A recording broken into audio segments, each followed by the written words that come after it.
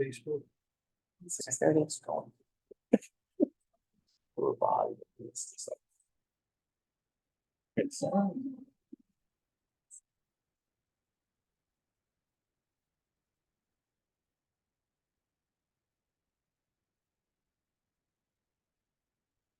Where's retention? Is retention? What, Warrington? So next month, I'm bringing you to an event. Okay.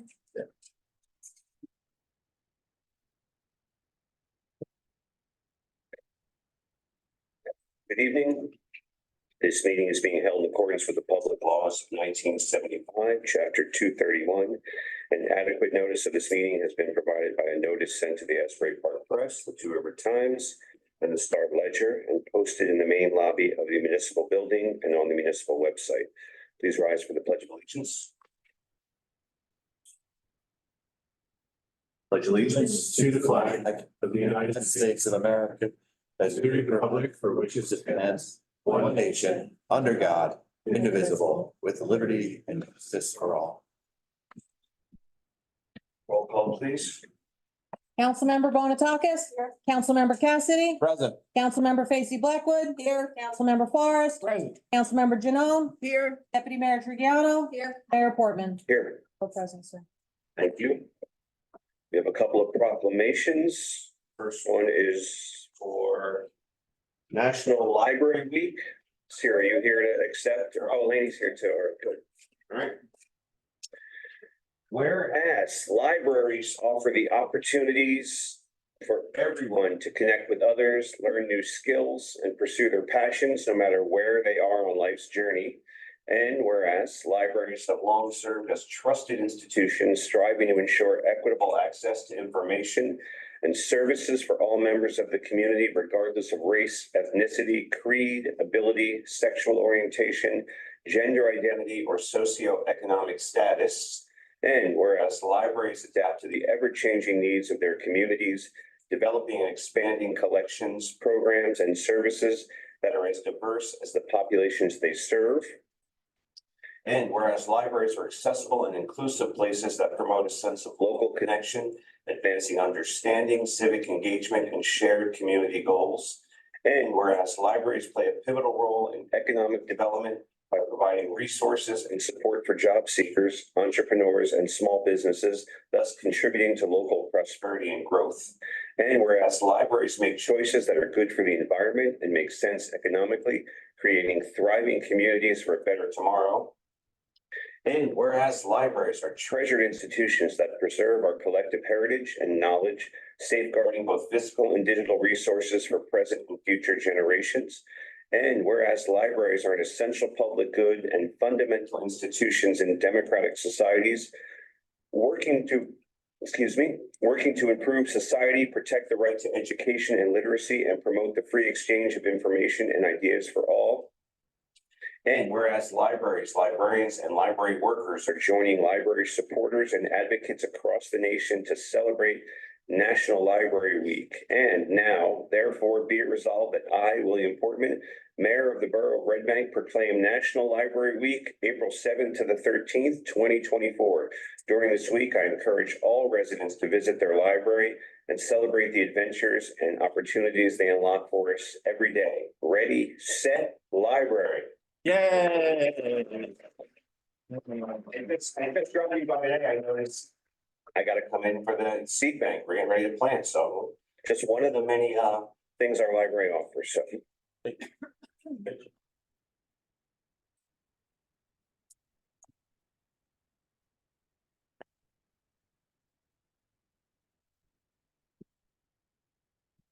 Library have things like this. So that people get like true. Sure, that's good, it's balanced. That's thrilled.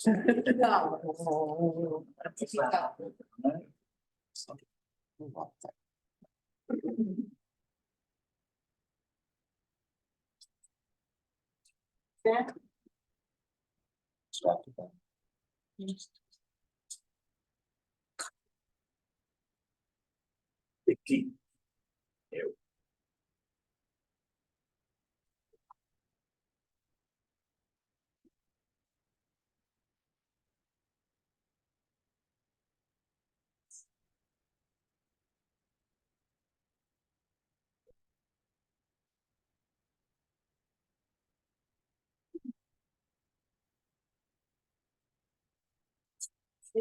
All right, next we have a proclamation honoring the charitable pharmacy of Red Bank. This will actually be presented to Ritesh Shah at an event next week at Vogel. Whereas every day in New Jersey, people struggle to afford pharmaceutical drugs like insulin, high blood pressure medications, and other simple yet vital medicines to care for chronic conditions. And whereas the Shah family lost their younger sister to diabetes and heart complications in 2021, not wanting another family to experience what they had, in April 2022, the Ritesh Shah Charitable Pharmacy was born. And whereas it is the mission of the Ritesh Shah Charitable Pharmacy to increase access to medications, immunizations, health education, and pharmacy services for uninsured and underserved patients, to reduce clinical and social health inequities in our community. And whereas an estimated 100,000 New Jerseyans are living at or below 300% of the federal poverty line, who cannot meet their vital pharmaceutical needs. And whereas since its inception, the Ritesh Shah Charitable Pharmacy continues to serve with the expressed purpose of improving health outcomes among the vulnerable by reducing health disparities and increasing medication access. And whereas the Ritesh Shah Charitable Pharmacy celebrates their 2-year anniversary in April of 2024 by vowing to not only continue, but to expand their outreach to ensure that every person has access to critical prescriptions, regardless of their ability to pay. Now, therefore, be it resolved that I, William Portman, Mayor of the Borough of Red Bank, congratulate the Ritesh Shah Charitable Pharmacy on their 2-year anniversary and wish them continued success in their mission, creating a healthier community and reducing health disparities.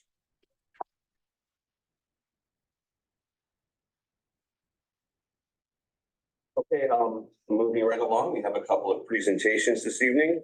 The first one is from Biolytics regarding their asset mapping program. So come on up. And Tom, if you want to use this one over here, that'd be great. Right here, or? Yeah, perfect. Okay. No, that one right at the table. Thank you. There you go. And Mayor, this is from the manager report that I gave last council meeting. I've met with Biolytics. I thought they gave us a great program overview of how they can help us out in the borough as far as our capital and asset planning. And I asked Tom to come tonight to present to the council before we make any decision tonight. All right, welcome. Thank you. Thank you so much. You're. Come on up. Oh, perfect. Thank you.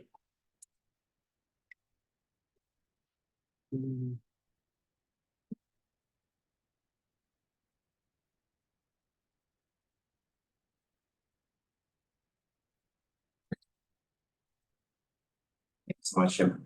All right, so thank you all for the time. As Jim was mentioning, we here at Biolytics, our company does asset mapping, but take a bit of a unique approach to the process using a smartphone camera. So we're actually mounting this device to the windshield of any municipal vehicle, and you'll be able to drive your streets. And with the image data that we're collecting, going to be mapping the condition of your streets, along with cataloging manhole covers, catch basins, and street signage, but also giving you the ability to manually log other assets on this proprietary GIS map. So the goal with Biolytics is really to give you an objective view as to the quality of your streets quickly and efficiently. Next slide, please.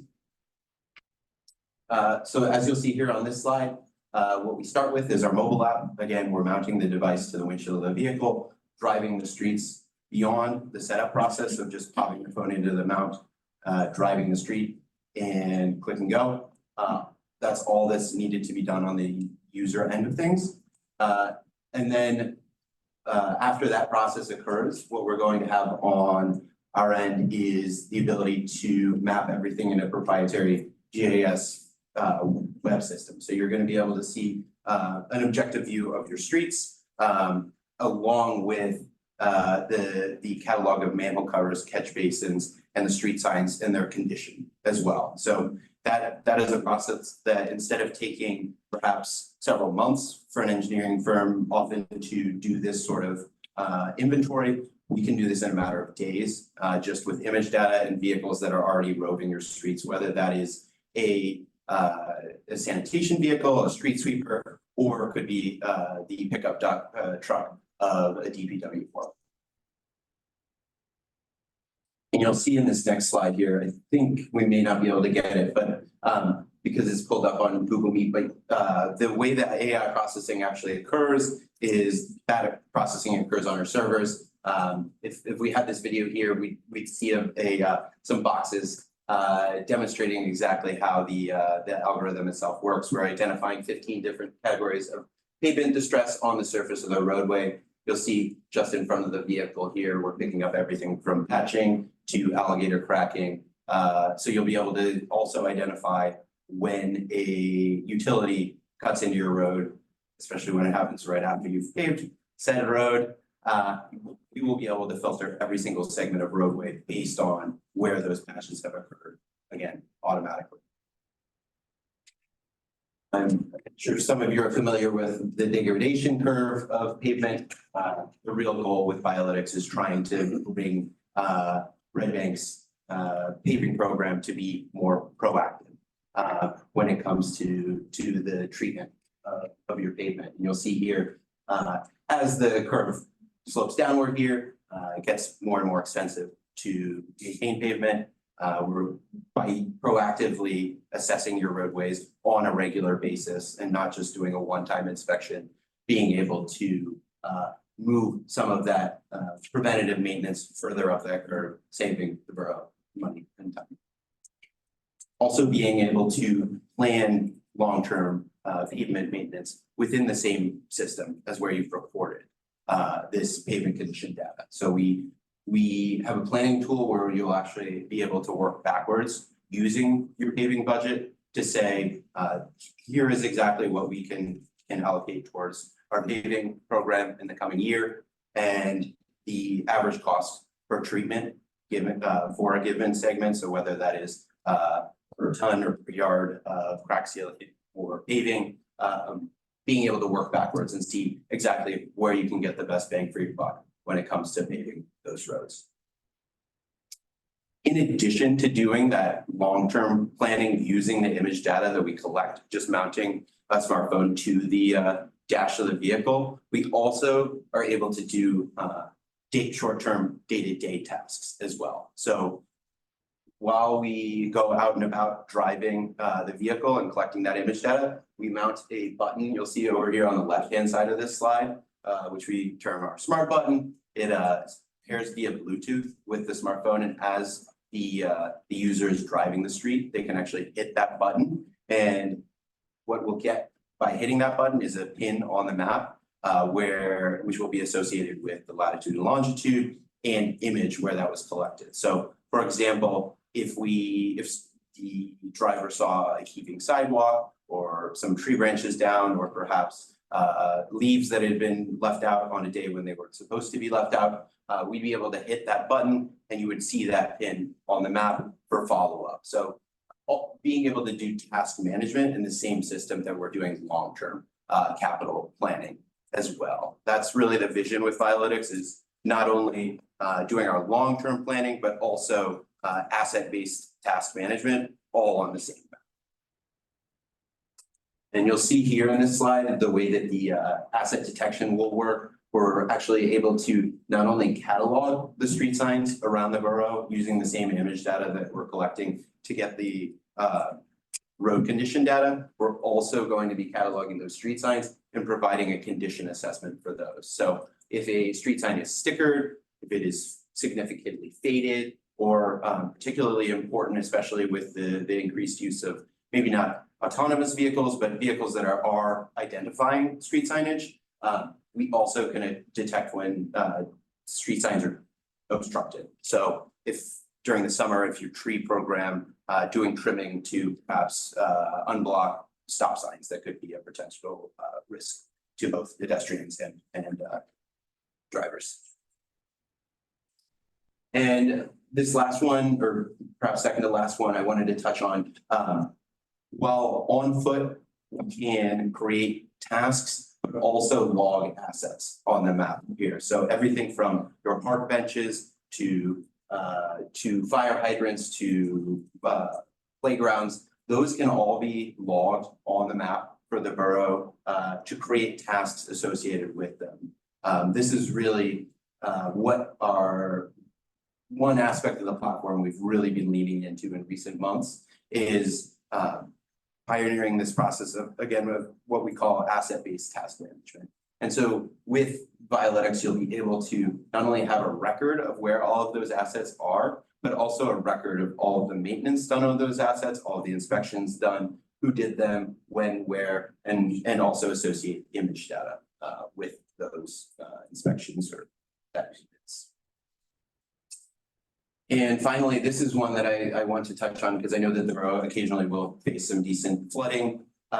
With Violetix, not only are we presenting you the objective data when it comes to the condition of the roadway, like a numerical score for every single segment and point around the map, we're also providing you with that image data. So this is not just a one-time recording of that image data. Having image data of your streets on an ongoing basis will provide the borough with evidence.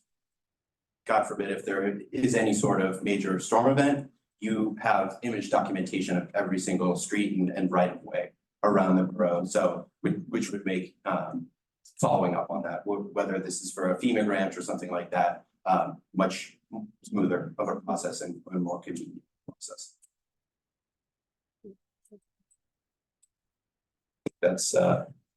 That's my presentation there, but broad strokes, really what we're trying to do is make it easier for DPW to operate on a day-to-day basis. We've been working with Terrence for a handful of months now, actually just in a pilot phase. And our real goal is to work with you guys long-term to make his and his staff's life easier and also make it easier for you guys to have accountability to citizens when it comes to the paving of streets. So when a citizen does call in about why my street was not paved this year versus another citizen's street, having an objective score, image documentation, that sort of thing.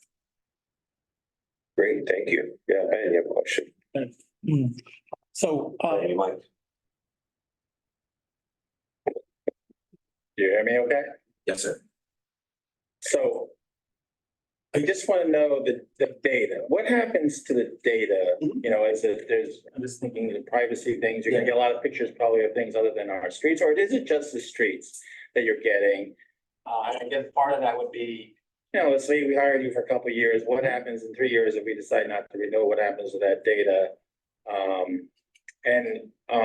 Is this data, it sounds like it wasn't quite clear. It's gonna be collected by our employees, like, you know, as you drive around, Mr. Gant, is it gonna have a thing on his car, or is it gonna be your people kind of going around and taking the images? Let me see other any questions I have here.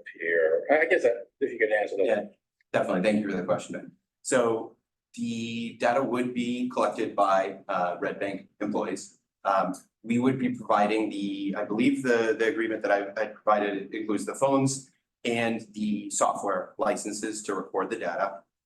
In terms of privacy, when it comes to the data, once the data is recorded on the devices, it is uploaded to our servers via Wi-Fi, which is an automated process. As soon as the device reconnects to Wi-Fi, whether that's in DPW or here at the Borough Hall, those images are not stored on the device. Once those, but before those images go to disk on our servers, we're actually scrubbing all faces from those images and license plates from those images. So we're actually originally a EU-based company. We're based in Germany, and in Germany and the EU, the GDPR is quite strict when it comes to data privacy, so thus the scrubbing of all personal identifying information from those images. And then in terms of again, God forbid the relationship were to end down the line, we would definitely provide an export of the data for you guys to work with. In addition to reporting that. How would you purge it from your system? We would. Let me see if there are any questions I have for you. I'm just curious what the cost is. The cost of the agreement, our pricing is based on the center line mileage of the community. The proposal that I had provided to Jim is 14,000, which I think is about just under 14,500 annually. So but that is including, I'm sorry, I don't have it in my hands right now. I believe 2 or 3 phones, an annual lease of those devices, and unlimited inspections across the firm during that period. Now, it sounded like it also like one of our staff members could be walking around doing their job and could use one of these devices as well to document. Yes. Okay. Yeah, so that's really the vision. The vehicles. Exactly. It's the vision is to be able to do this on foot or on a vehicle passively or ambiently as someone from DPW is already driving to a job site, not having to do a dedicated inspection of your streets. Thank you very much. Of course, thank you. That's my question. May I have a question? Good question. Thank you. That was very thorough. I guess I could ask both of you, since we're in a public meeting, I'd rather ask it here than later. What was the feedback you received from our department head?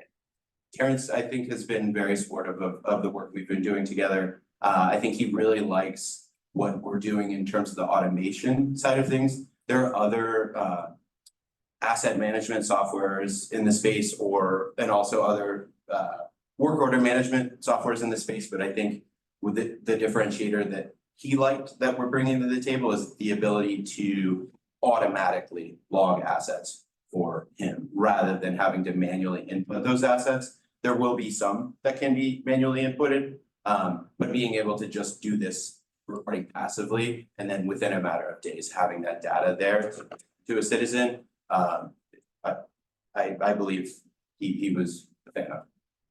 And you don't have to disclose the places or anything, and we never have a problem being, a first here, but do you have other places Yes. in the area? Anybody? Yeah, I'm happy to disclose those. So actually of course. We just launched with Maplewood today. We're working with Morris Township, Lakewood, Edison, Ewing. Those are a handful of Jersey towns that I know off the top of my head, but they're I think Milburn recently. So a few others. Thank you. Of course, thank you. Yeah, David. So you mentioned, thank you first of all for the presentation, and Ben hit on my main question, which is data privacy. And you mentioned GDPR. Now, so your company applies a data security Standard consistent with the GDPR. Yes. Okay, which is much higher than the US if you're not familiar with it. And is that a contractual obligation that will be in your contract that you will apply a security standard consistent with the GDPR? I will double check in the contract for our US based general terms and conditions. Yeah. But I'm fairly certain. All right, I prefer that first of all, and I understand that if that's something that can't happen, we can kind of work on that, but I appreciate that that. you apply that much higher standard than what is obliged, than what is typical in the United States. So thank you. Yeah, of course. And I'll mention too that all of the data that is being processed on our for our US based clients is processed on US based servers. Anyone else? No? I'll ask any of our residents that are here if they have any questions about the program while we have the expert here. Yeah, got a couple. Yeah. Either one, just come up and Have a seat. do the dance.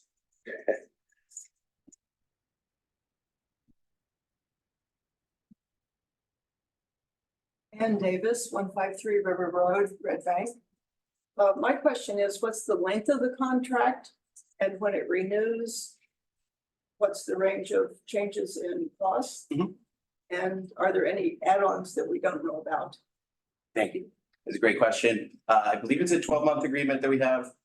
It is, I don't have a range off the top of my head. But we, as a very early client of ours, here in both New Jersey and in the States, we do not want to take advantage of you guys.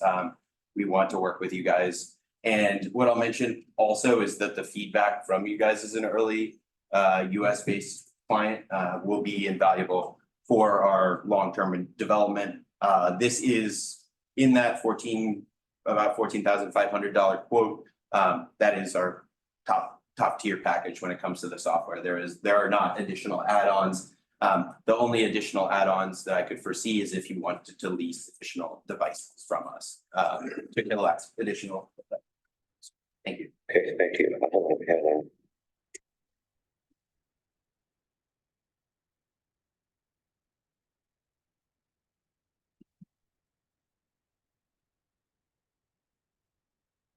Allen Hill, 64 Clarence Street. There's a number of questions I want to ask, and they're not really contractual ones or data ones. It's what will it really mean for this town?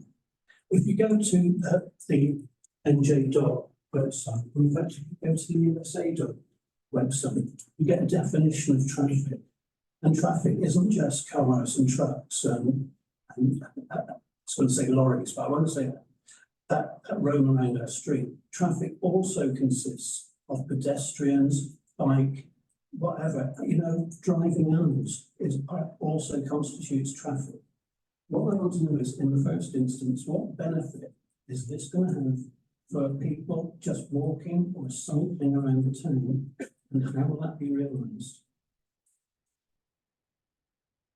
For the question. So in terms of pedestrian safety, what we can do on the pedestrian side of things is we will have images of the entire right of way.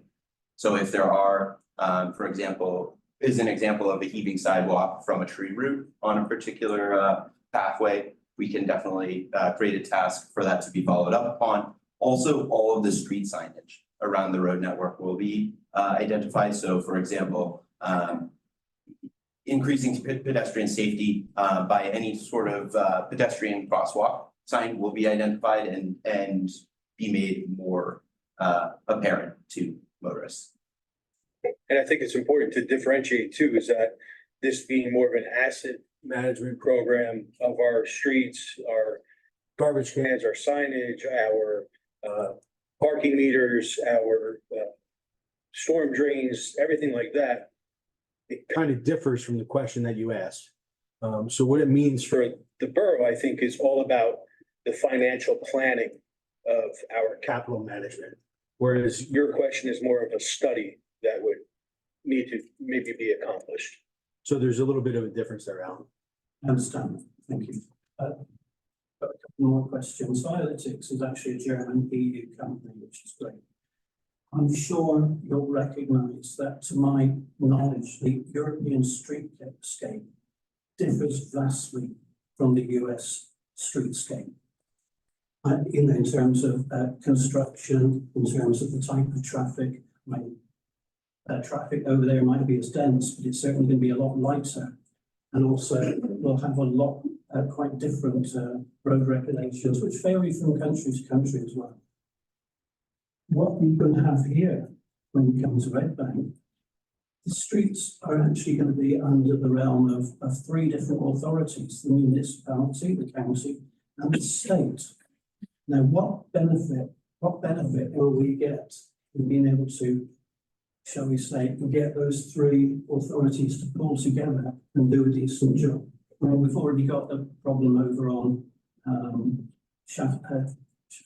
Shrewsbury, where we're just waiting and waiting and waiting for the Shrewsbury streetscape planning, even to finish. We're told it might not be till the end of this year. I don't know. It's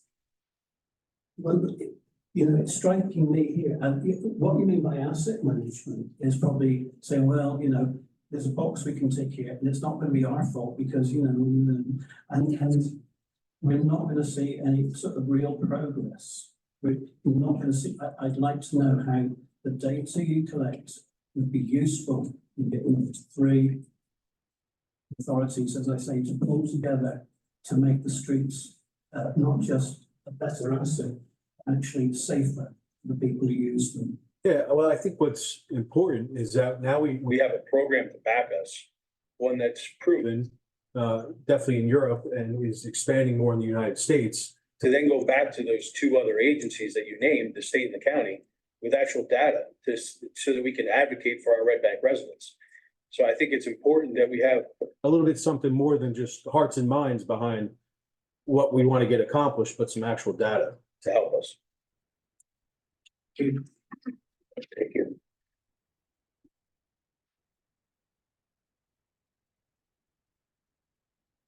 Name is Scully, 25 Cedar Street. A few things. Number one, this town wants to overact a lot of things. Would the images be overacted, easy for it to be done, or is it something I know you guys want to put a fee on because it takes a lot of time to get certain videos to the public. How is that process? I think I would give that question to Jim, but I would say that in order to get image data from the system, it's quite easy if you need an image. It's kind of cool seeing how this video works. I mean, I actually drive around the town live sometimes. We should give you one of them. Yeah. For example, we said during the snow time, all the cars off the street, and I showed in the middle of the snowstorm, any cars on the street. And be interesting to see if anyone got tickets, but on another note, you said one of these things are for obstacles. If there's a branch in the middle of the street would be an issue. What about cars and trucks that are parking in the middle of a pedestrian crosswalk? If you're blocking the plates, is it just showing there's an issue and then there's no enforcement? Is that how it works? So, Tom, the way I understand it is It's not like we're getting real-time data. Well, I mean, if a car's parked in a crosswalk, Well, and you go around again the second time. no, what I'm trying to say is that when it's the data that needs to be analyzed. So we're not getting it real time. we're getting more task management things Things that, are, have been outstanding, signage that's blocked or something that just needs to be taken care of. Something more time sensitive like that should, as the foreman or citizen is driving around should call that in. This program needs to go back, download to the Wi-Fi, be analyzed by Violytics, scrub to the information, then present it to the borough. This is for capital planning. financial planning. This isn't time, sensitive material that's coming back. Well, with that being said, take the enforcement off the plate, it would at least keep you guys information that's happening. That, for example, in front of a lunch break, keep parking in the crosswalk intersection, right up to the corner. Yes, you're not enforcing it, at least you can realize it's just not me complaining all the time, and you see it. So that's an interesting question then. So let's say, even if it's not the same car, will it be giving us information on vehicles repeat offending in a particular location, like parking at a yellow curb all the time? There's always a car parking. Is that? You would be able to jump back in time and get image documentation of it, and obviously if it was the same vehicle or just a vehicle there on a regular basis, you could. But it's not something that, in other words, so you're saying, as your system processes the analytics, does it process something like, data at a particular intersection? There always seems to be. It would only be for the pavement condition. Right. So you would, the goal is not law enforcement. Gotcha. I think, so I've never seen anything in the borough that has ever, and I appreciate this night. I've never, I didn't know what to expect from your presentation. We've never had anything in the borough that catalogs the priorities of our streets like this ever. You will get certain complaints. You'll try to put those complaints in a priority order. Your engineers maybe make some suggestions, but every single year in the borough, we budget a certain amount of money for our roads program. And what this would do would give us that data of priority for this year, priority for the next year, priority for the year after that. And as we all know in the municipality, that's a lot of money. So this is really a management tool for things like the roads program and for those investments that we know we're going to be making and making sure that we have it organized properly. I'm interested to see if we need that data beyond a year. And this seems like the type of program that you're paying for one price, but then it's what your employees really take out of it, or their activity, or their involvement, or their buy-in. And I think, if there is that priority of doing that would be really interesting to me to have, because I have sat up here and before, when there was a committee form of government, I was not in those meetings. And I would come and I would hear like, oh, this is why we're prioritizing the roads. But I never saw any data as to why those roads were being prioritized, whether they were on the east side, whether they were on the west side, whether they were wherever they were. So to me, that's what excited me the most about when you were talking, was to be able to have that confidence as a representative that we were putting things in the right order. So I hope that helps a little bit, Sue. But that's where my head was at about it, not traffic enforcement. And I think that also this is a tool this is as good of a tool as we make it. The borough has a very big obligation in this. And we realize that. And that falls on me. to make sure that our employees are doing what they're supposed to be doing to utilize this program to its fullest potential. So that I can come back to the governing body to say, this is why we need X, Y, and Z. And then it can be, obviously, the message is delivered to the public. But what's good about too, the pricing of this is that we're able to share this over our three funds. Our general fund, our water, sewer fund, and our parking utility, because it's capturing things in all three categories. So it's just not hitting the general fund and the tax levy. I mean, I know it's a new program that we're bringing on, but we're able to spread that cost out a little bit better. One of the items you mentioned that it will track is stickers. Does it also track graffiti? The sticker tracking should also detect either graffiti or we have a category known as just dirty. So whether it's what is on the sign, but it's a poor condition sign, but yes, yeah, we should be picking up all dirty. No, it is good to have a neutral opinion because there are people here that complain or we send emails and complain, but to have actually facts to back up their complaint is important. And it does work. I mean, it was Apple cameras work really well. Like I said, I use it just because I see a lot of bad enforcement in this town and homeless stuff going on with, you know, we talk about safe streets, cars parked in front of sidewalks. There's cars without registrations parked in my neighborhood for over 2 days now. Hey, I'll do it for a price, and I don't want to do people's jobs, but just walk a dog around the neighborhood for a week and you'll see what cars don't have registrations. Thank you. Anyone else? No? Okay. Oh, yeah. Scott Winder, Riverside Avenue, Red Bank, kind of on the technical side. It's essentially a borough employee do-it-yourself program. Yes. Releasing the phones, they're driving around with videos, whatnot. His first question is, does Violytics, do they map out the entire Red Bank street and then when employees are driving around, can they differentiate between Spring Street and Front Street? So we will be able to differentiate between streets and the map data is comes from OpenStreetMap. Good. Thank you. Anyone else? No. Okay, thank you very much for your presentation. Yeah, thank you all so much. Thank you. CME is here. Yeah, you want to, this is the, so this is the intersection at Layton and River, Correct. right? Yeah, there's a couple intersections There's a couple intersections that they're gonna talk about tonight, but but this one, because there's been some discussion in previous meetings about Layton and River, I wanted CME to come tonight to talk about the grant application that was put in at the end of 2023. So the grant application, again, which I was brought up to speed on. address some of the issues that I think that we are seeing at River and Layton and a couple of the other intersections that we're going to talk about. So I asked Mike from CME to come in And just give us a brief overview of what we're asking for as far as funding goes for those areas. Thank you. Good evening to Mayor, Council. Good evening to Mayor, Council, and the residents of Red Bank. Like Jim said, I'm Michael Reiser with CME Associates, and I'm here to give a presentation on the 2024 Safe Routes to School grant application that was submitted in November 2023. It's a federally funded grant, so we'll need to comply with all federal requirements if awarded, similar to the Shrewsbury Avenue TAP grant. But I believe with this one, we wouldn't be seeking design assistance for that. So my office would be able to handle that and move it along much quicker than the Shrewsbury Avenue project.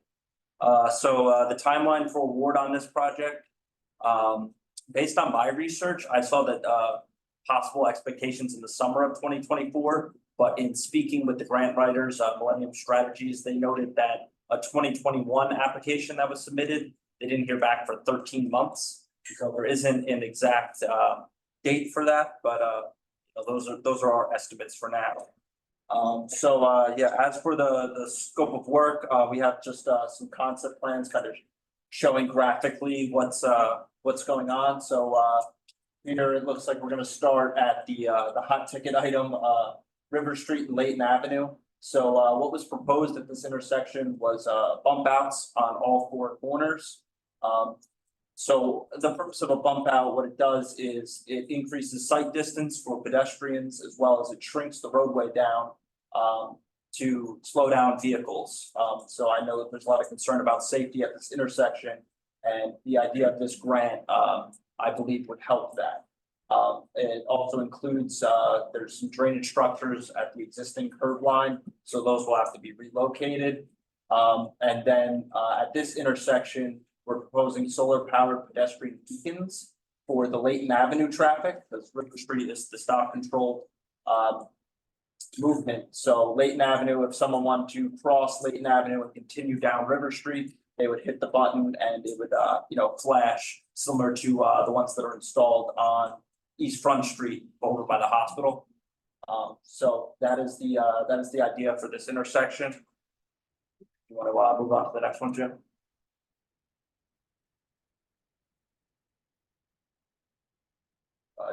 Can you go to the Tilton one first? I figured since we're on River. So also included, although this one does not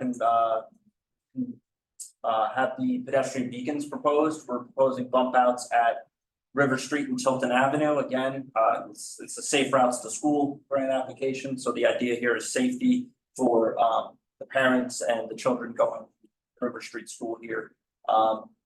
This one, they would be full-size bump outs, except on Tilton Avenue. The existing width of the roadway is smaller than that on River Street, so that wouldn't be bumped out completely, but we're maintaining 12-foot lanes in each direction. That's the 24-foot dimension shown there, which would be the minimum and help slow down that traffic. And we have a few inlets at this intersection as well that would then have to just be relocated to the new. And then the third intersection that's proposed with this grant application is Branch Avenue near South Street, where the Red Bank Middle School is. The idea here is to provide new ADA ramps as well as those solar powered pedestrian beacons here. As I understand, it's a high trafficked area, and again, safe routes to school is the idea here. So this would help children cross safely across Branch Avenue, which is a high volume road. And yeah, just really make those routes to school safer. So with that, I was going to move on just to the estimates for this. The estimate for the whole project is around $316,000, and that's what we submitted for the grant. I don't know if we asked for the whole amount. So like I said, we'll have to hear back on the award for that, but that was the estimated cost. And then the timeline for construction, we had a timeline submitted with the grant application that had the project within a year of award. Basically, month one would be execution of the grant agreement. Then for a few months, we would do the design plans and review with the borough. From there, prepare the bid documents, advertise, and hold the bid opening, award the project, execute contracts with the contractor, and then really construction of these three intersections shouldn't take more than a month. And then ultimately just closing out the grant and final reporting to NJDOT.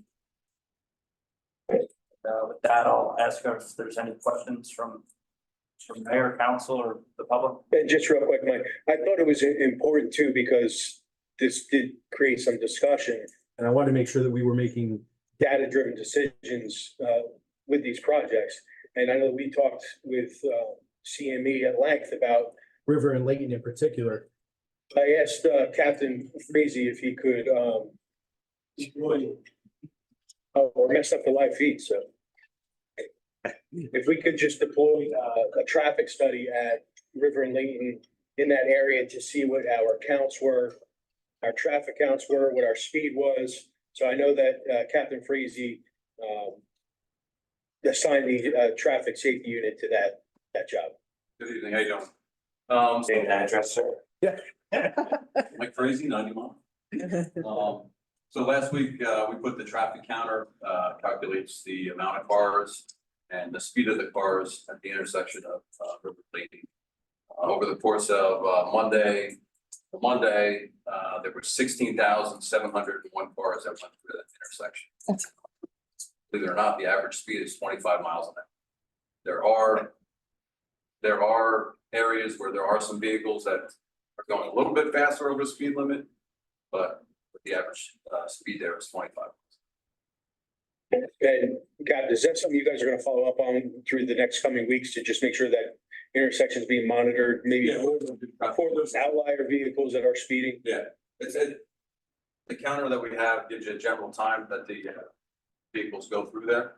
And we're gonna set up some traffic enforcement details to try to alleviate or catch those violators. I don't know if you have anything to add there. It's Darren McConnell. He's in our traffic safety unit regarding car. He has anything to add? Not cars, so forth, stuff there. Average speed. You guys have any other questions? I'm not sure what. In general, I mean, realistically, what is the likelihood of us being awarded this grant? Any idea? I honestly don't have much experience with the Safe Routes to School grant. So I would. Did we get the one in 2021?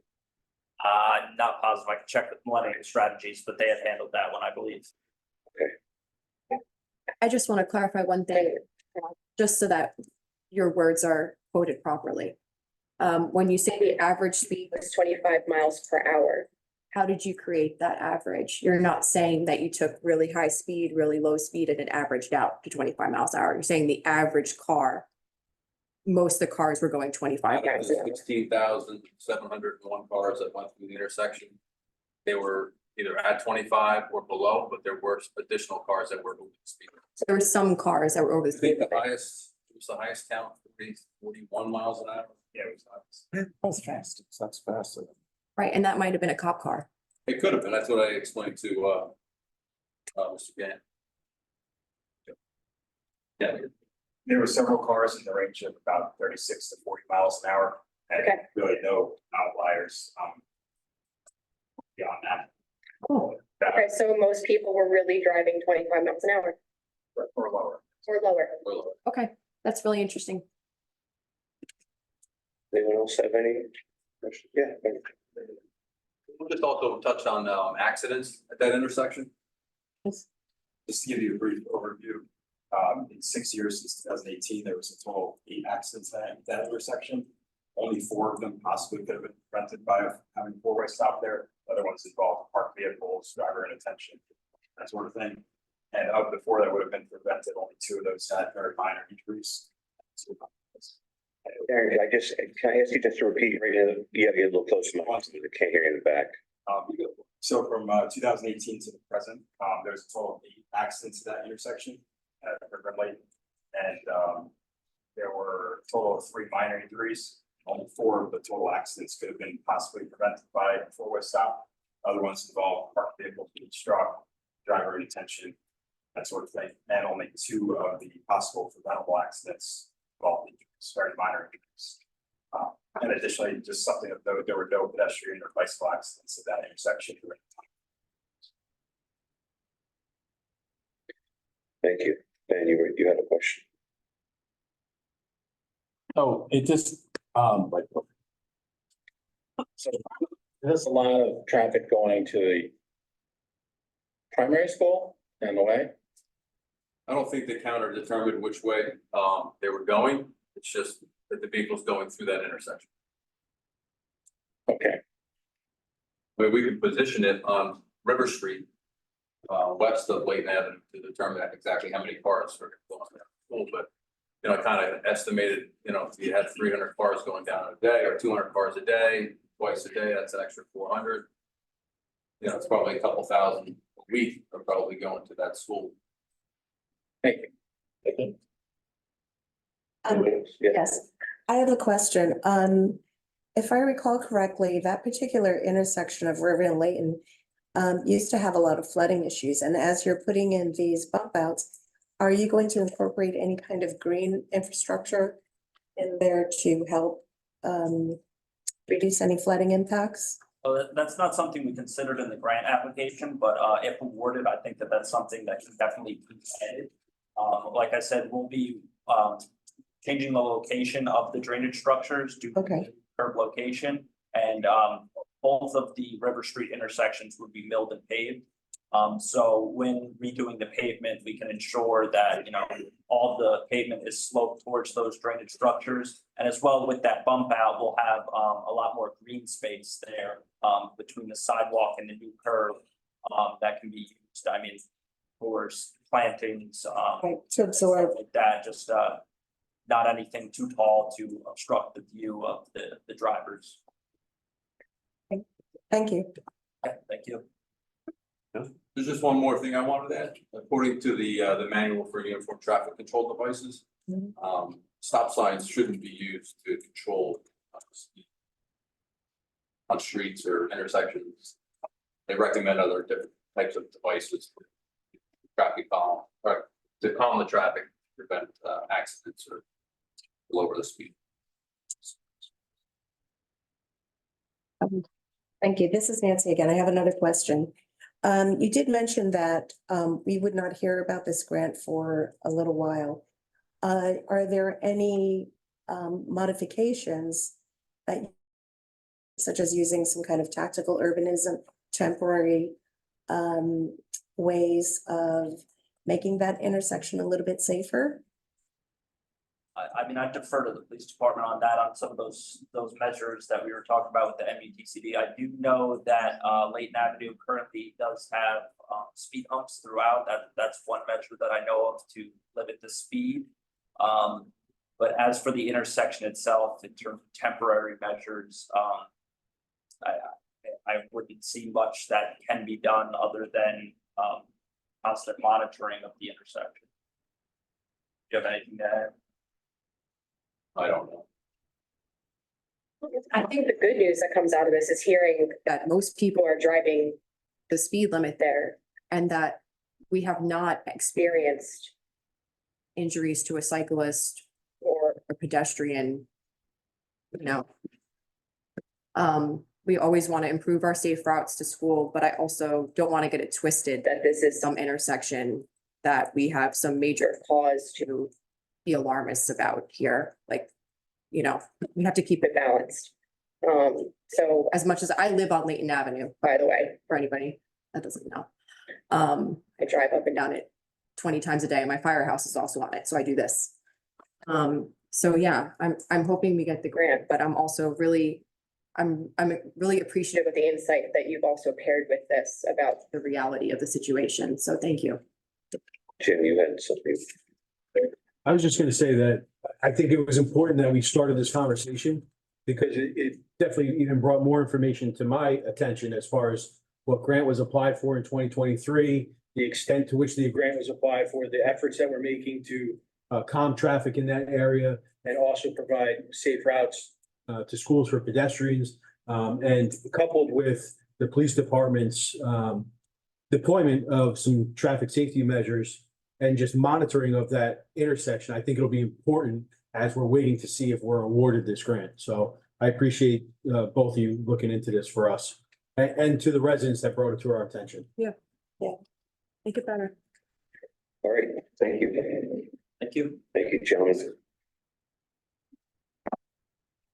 Okay, for those of you who are joining us for the first time, we have two public comments sections in our meetings. The first one is public comments on agenda items only. There will be a chance at the end of the meeting for open public comments, but right now, I'm asking if anyone has any public comments on agenda items only.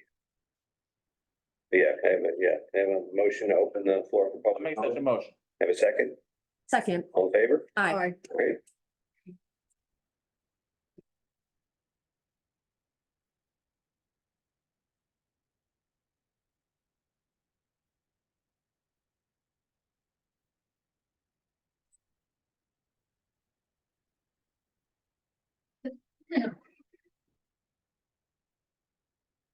Excuse me, Allendale 64 streets. Got two or three questions, mostly on the agenda, one about the minutes. I would briefly to go back over the discussion that's just been had. talking about safe routes to school. You know, every school, every child deserves a safe route to school. There's a saying amongst road designers about routes to school. Would you let your child walk to school? Would you let your child cycle to school? And if the answer is no, despite any modifications you may impose, if the answer is no, you failed. So, and I'm also conscious that from my experience being a teacher, I was surrounded by a school zone. There was a 15 mile an hour restriction around schools. All 50 schools, UK schools, have a 15 mile. It's 15 mile an hour wasn't snatched out of the air. It's because of the dramatic reduction in injuries and a dramatic improvement of the safety of the people, particularly children who walk to school. That's the point I wanted to make on.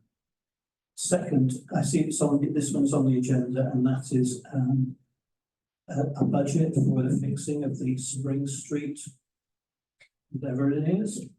I'm surprised that, and tell me if I'm wrong, that there is no contingency within the municipality, a contingency budget for fixing stuff like that you have to come to this meeting and put up another budget for an incident that's taking place. And let's be honest, it's an incident that's going to happen a lot. And I'd like to know, is there any contingency? Is there any insurance? Is every time a drain caves in, are we going to be waiting for a council meeting to put another budget on it? It seems very poor.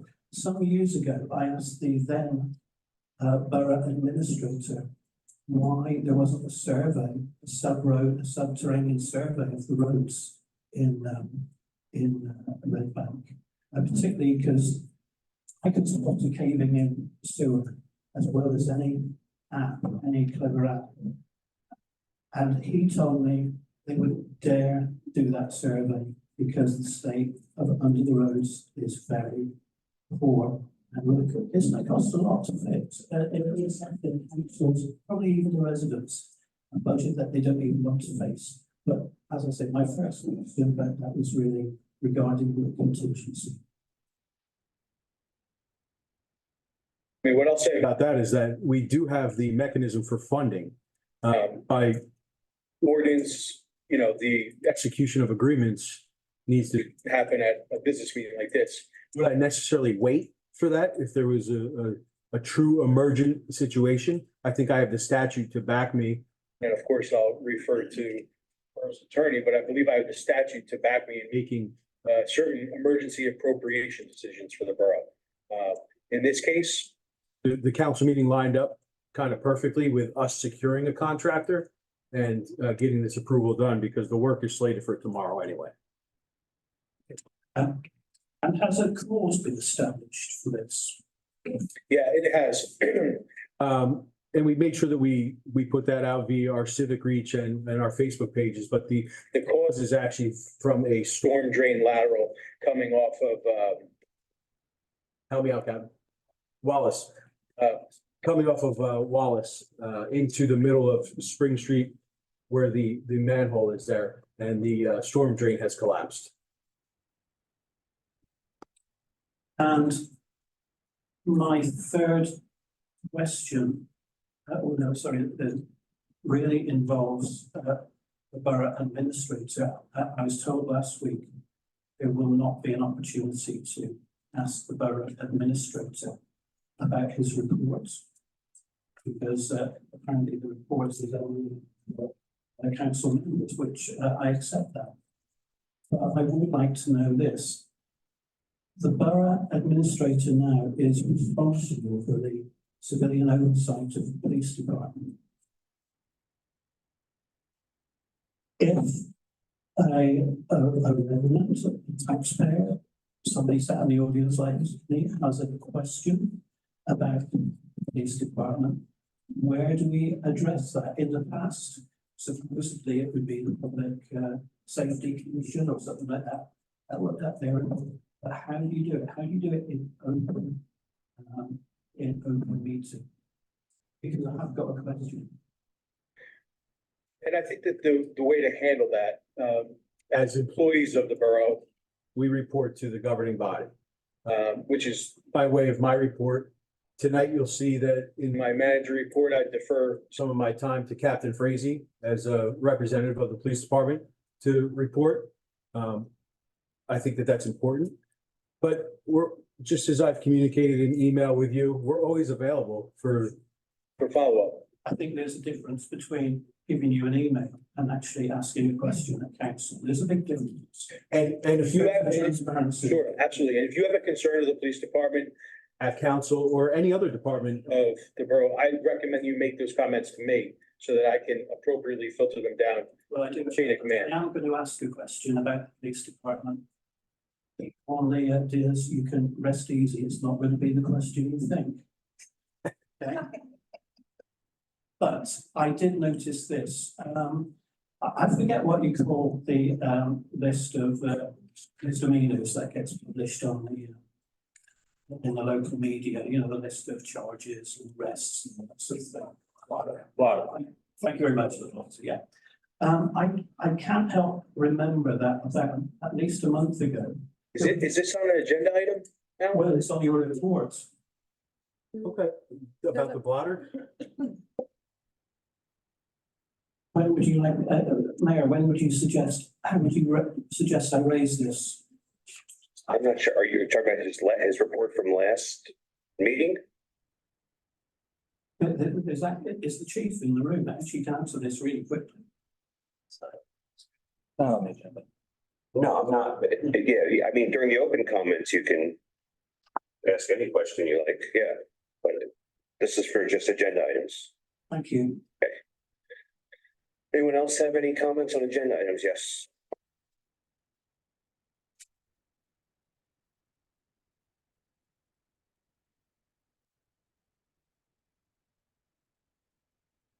Good evening, Cindy Burnham, 71 Wall Street. I just had a question on 24-87, shared services. The SPCA and animal control. Who are we sharing with? Monmouth County. SPCA. Which I believe has been a practice of the borough for a few years now. Okay, but do we have animal control back? No, we're using Monmouth County SPCA. That's when we got rid of animal control. You weren't around. Right. They got rid of animal control to go with. Thanks. No problem. Yes. Now it's only 25 Cedar Street. Start with, where Sneed left off at 2487.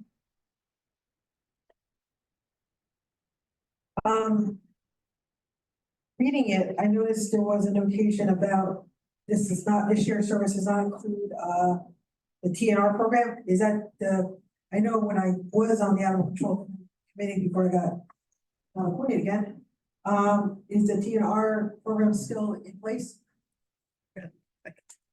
Yes, it is. As a matter of fact, we had an incident behind the Y this week. And the Monmouth County, the DNR group went out there with a colony of cats. Yes, it's still in place. I also believe it was, I think, last spring, or even maybe prior year, last spring, when the contract was renewed the last time. At the time, the old business administrator mentioned that there was a high cost. And I know I used to see the report of the number of calls coming to town and the number of versus the cost of each month. I don't know if the old business administrator ever did any due diligence to justify it, make a smart decision if the cost is worth it. I mean, I don't, obviously you didn't do it, but I don't know if you found any legacy information or even knew that he said publicly at a meeting that he was not really thrilled on the price for the services we were getting. I'm not sure what conversations took place, but I will, as with all of our contracts, review them at the end of the year to make sure that, the services that we're getting are making sense financially versus Employing a full-time employee or, whatever other means that we can provide the services to the borough. But right now, this is the service that's largely used by municipalities in Monmouth County. Yeah, a lot of them moved into it, and with that being said, and again, being on the animal welfare committee during inception until this new, we used to get a lot of feedback. Number one, I didn't know if you spoke with the, animal committee currently about, the people on the committee and me in the past in the committee, we get a lot of feedback from people. For example, they didn't know this service even existed. So like I noticed you had a great bulletin for utilities, maybe adding this would be good because we would get called, hey, my neighbor has a problem with X rodent or something. We would say, hey, you can call the police and they would research it. I haven't really seen that much information. We were conduits to our residents saying, when this happens, I had a ferret on my lawn. I had people in my neighborhood with birds in their house. I feel like there's a little miscommunication with residents that this is even an option. So I'm the liaison and I go to the meetings. The Monmouth County, the Monmouth SPCA came and talked to came and talked to us at length one night. And as soon as we heard about this colony, and we also have like 3 or 4 Halo people in our town that work with the cats. So it was when this came through from a resident that they saw a colony of cats by the Y. Paul, who's now our chair, he met with our business manager too, and we went over quite a few things with the animal welfare. But within hours, he got back to me that Monmouth County SPCA was going out there to trap them and neuter them. I have a question on 2494, regarding the line pipes. I brought this up in the past, a lot of corners were blacktopped over with cement on the west side. And I noticed, here's some pictures that the new pipe or the new construction that's been done with the pipe changeovers, they have been now replaced with cement, so it looks great, right? You got a piece slab of cement. What is the time frame for the west side to get the ugly black blacktop that's like a patch and cement sidewalks replaced? So, I'm sorry, where are those photos from? Chestnut.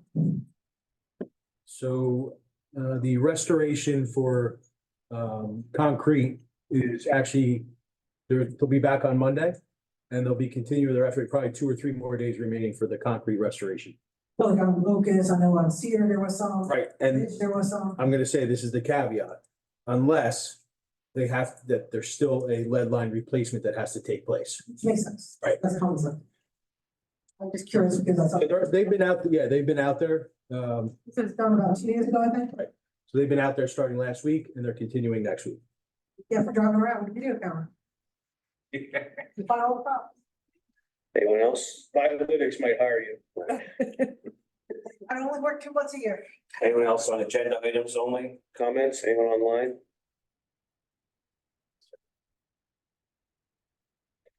Mr. Dolan? Okay, Can you hear me okay, Mayor? yes. Craig Dolan, 34 John Street, Red Bank, currently in New Orleans, Louisiana, in an airport, so appreciate you taking my call. One comment on the Vitalytics contract, the proposal in the agenda says a 36-month contract. I would propose, as Mr. Gant said, it's only as good as we use it, that we only do a 12-month contract with a report at the end of those 12 months on how we use the software and how it benefited the residents before an auto renewal for a 3-year process. So that would be my first comment. Second, prior to Mr. Gant's time period, Spring Street was extensively repaired and replaced. I would like to have some assurance that the lateral that's coming from Wallace Street was not impacted by that repair.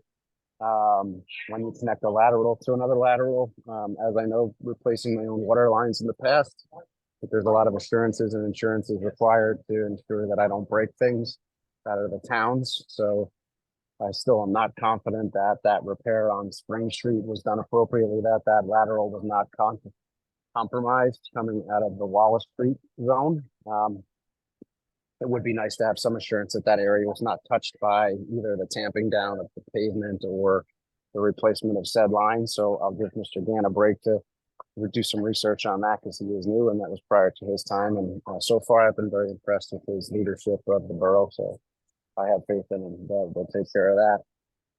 And then the last comment, there is some agenda item on the pickleball courts.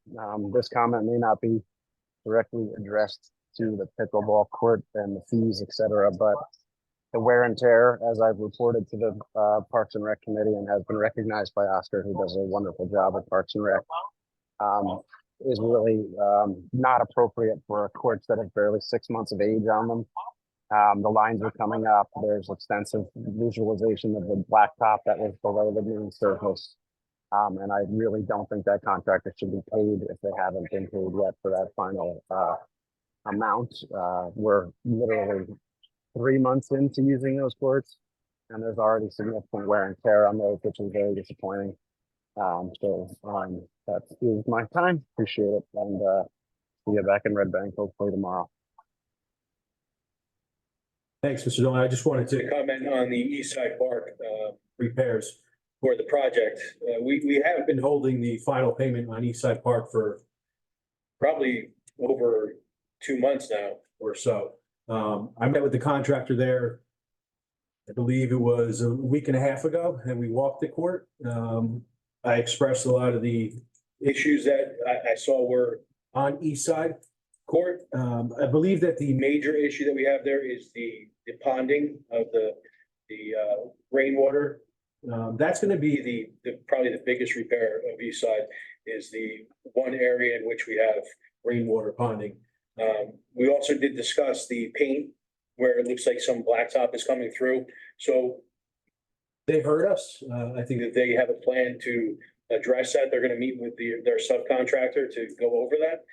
But again, it was made clear that the payment was being held until the borough was satisfied with the work being done. Thank you. Appreciate that. I was hoping it wasn't the few pounds I put on and playing a few rounds of pickleball that have worn out the courts already. So appreciate your feedback. Anyone else have any comments for agenda items only? Oh, yeah, one more online. Let me guess. I'm not sure. It's AG. Just state your name and address, please.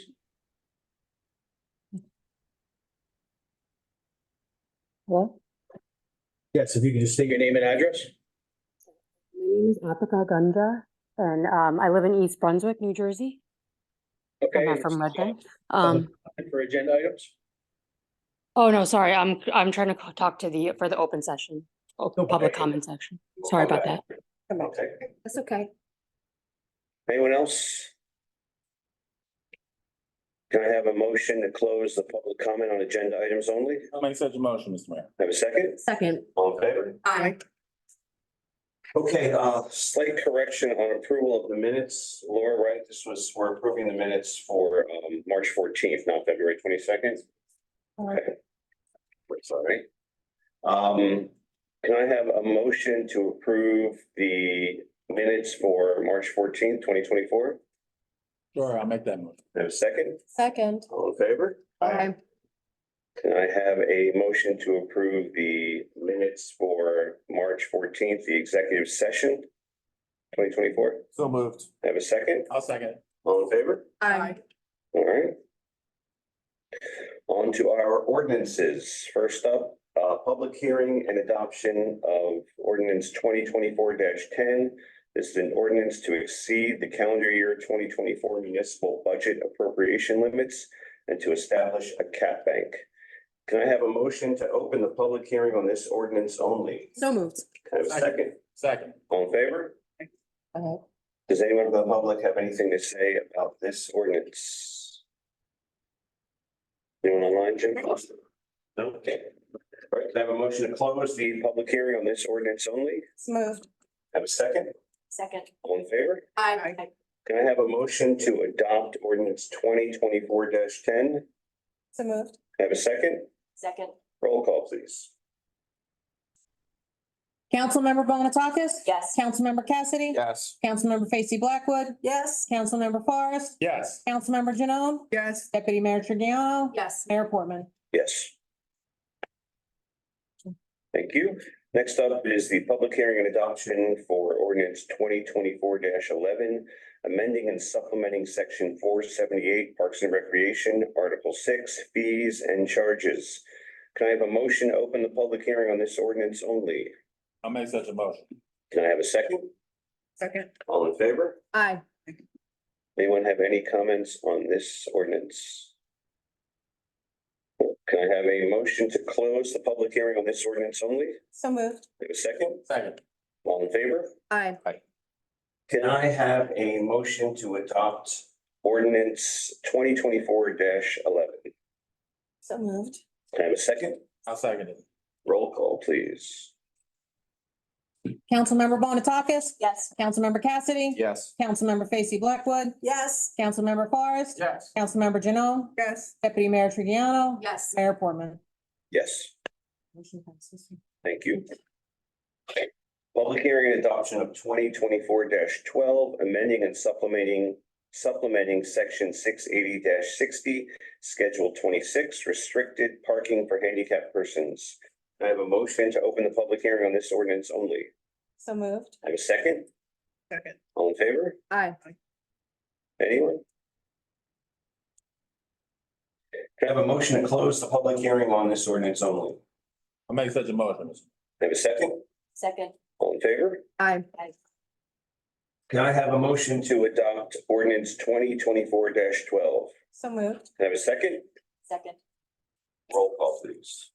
Councilmember Bonatakis? Yes. Councilmember Cassidy? Yes. Councilmember Facie Blackwood? Yes. Councilmember Forrest? Yes. Councilmember Janone? Yes. Deputy Mayor Trigiano? Yes. Mayor Portman?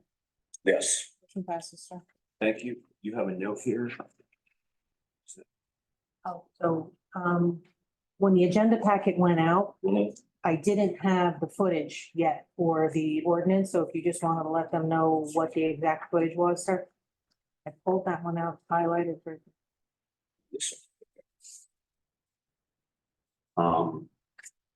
Just to be clear, for this spot, this is on Bridge Avenue, on the west side of Bridge Avenue, beginning at a point 50 feet south of the intersection with Monmouth Street and extending 22 feet therefrom in a southward direction. Okay, introduction for ordinance 2024-13, amending and supplementing section 680-60, schedule 26, restricted parking for handicapped persons. Can I have a motion to approve on introduction? So moved. I have a second. Second. Roll call, please. Councilmember Bonatakis? Yes. Councilmember Cassidy? Yes. Councilmember Facie Blackwood? Yes. Councilmember Forrest? Yes. Councilmember Janone? Yes. Deputy Mayor Trigiano? Yes. Mayor Portman? Yes. Thank you. There'll be a public hearing on this ordinance on April 11th. Is there anything anyone sees that needs to be pulled out of the resolutions and done separately, or can we do them all on the consent agenda? Let's check. Take a quick moment. I'd be comfortable moving en masse. Okay. Anyone? We okay? Okay, can I have a motion to approve resolutions 24-83 to 24-95 on the consent agenda? So moved. Can I have a second? Second. Roll call, please. Councilmember Bonatakis? Yes. Councilmember Cassidy? Yes. Councilmember Facie Blackwood? Yes. Councilmember Forrest? Yes. Councilmember Janone? Yes. Deputy Mayor Trigiano? Yes. Mayor Portman? Yes, Motion passes, sir. thank you. We don't have any discussion or action items, do we? Okay, next up is, we're gonna open the floor for public question and comments.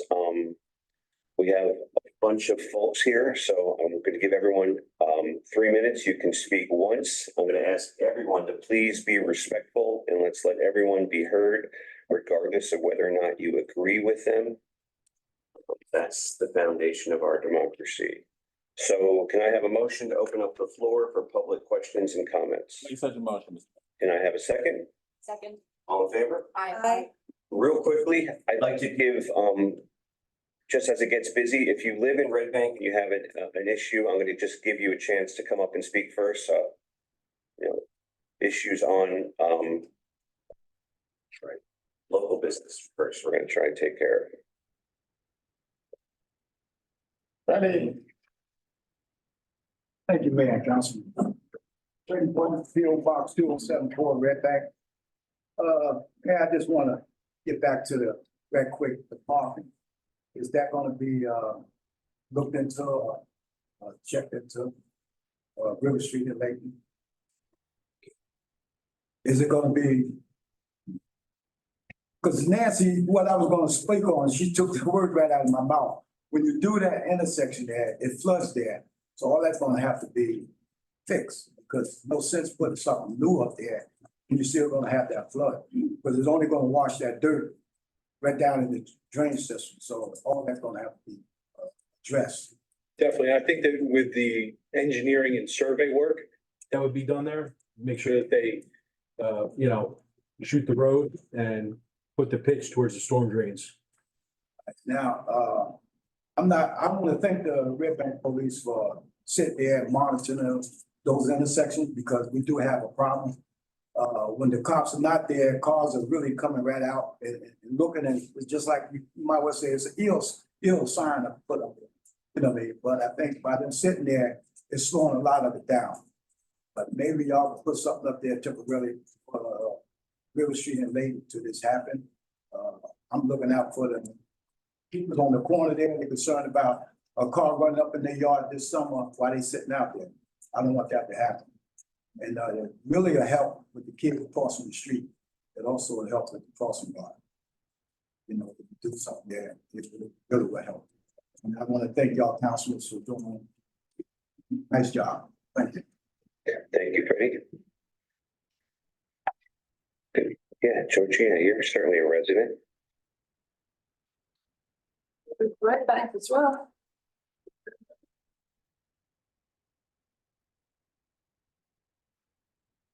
Seconds.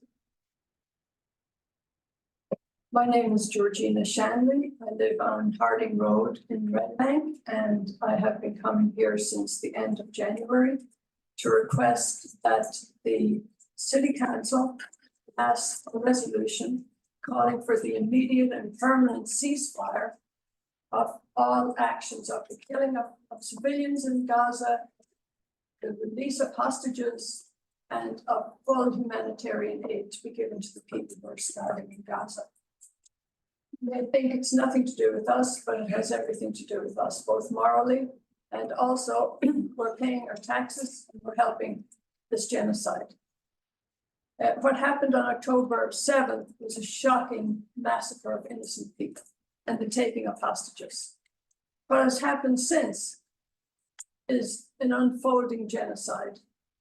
UN Security Council has called for an immediate ceasefire, but Israel is above the law. Israel does not have to follow international law. The occupation, according to Amnesty International, the occupation of Gaza is the longest and most deadly military occupation in the world. It has evolved into a perpetual occupation, flagrant violation of international law. We are seeing the images of paper-thin, starving children every day in Gaza. Just like we saw images of children after the gates were open of Belsen and Auschwitz. All of that horror amounted to the UN passing the Universal Declaration of Human Rights so that a genocide like this would never happen again. And that was on December 10th, 1948. But right now, it's not even worth the paper it's written on, because both the USA and Israel are not following it at all. It was supposed to be never again. And what we're seeing is the weaponized destruction of all of these innocent civilians, especially women and children. No food is getting in, no water is getting in. Only 2 of the 7 passages are open on land to allow food and medicines to get through. Meanwhile, trucks with tons of food and medicines and essential equipment for these people who are starving are being denied. Where is the humanity? The United States is sending 68% of the weapons. Germany, 28%, mind you, even after what's been happening in the Second World War. I appeal to you to please pass this resolution for the sake of humanity and your own souls, and for all of the children who are dying unnecessarily, and it's preventable in Gaza. Are their lives less valuable than the lives of Israelis? It would appear so. Thank you for your comments. Just real quick, is there anyone else here from Red Bank as well? Before we open up the floor. Yeah, that's true. You guys are both here. Yeah, welcome, please.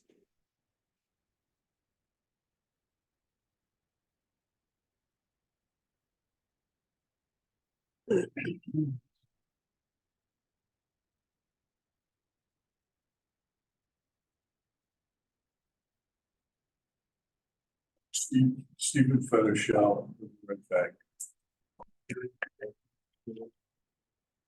Sense of justice. See if you can just get a little closer to the mic. I think they can hear you. Vice Mayor Giuliano, Councilman Forrest, Fuzzy Blackwood, Cassidy. We have a front row seat carnage that's taking place in Gaza. We have an opportunity to take courage in hand and do something.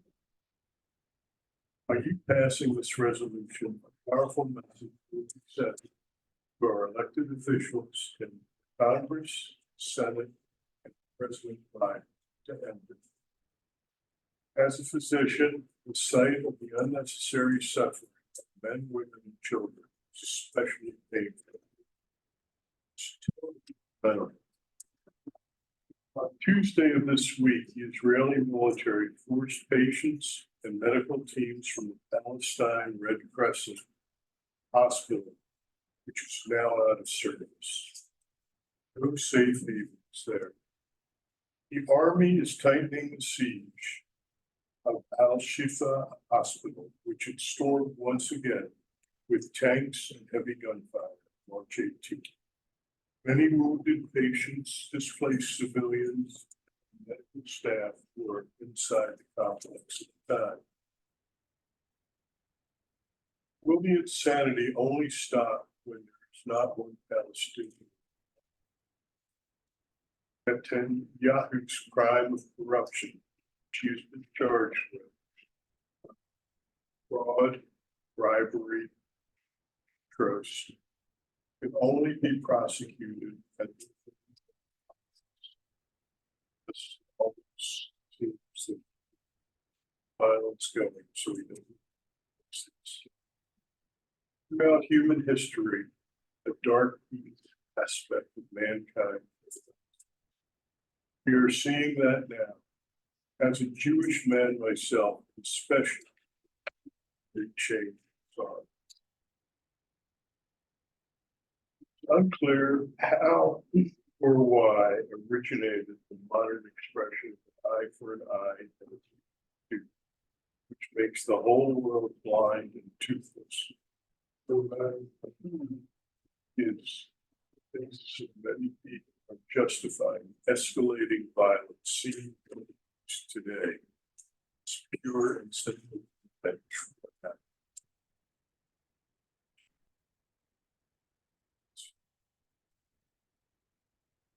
you. And yeah.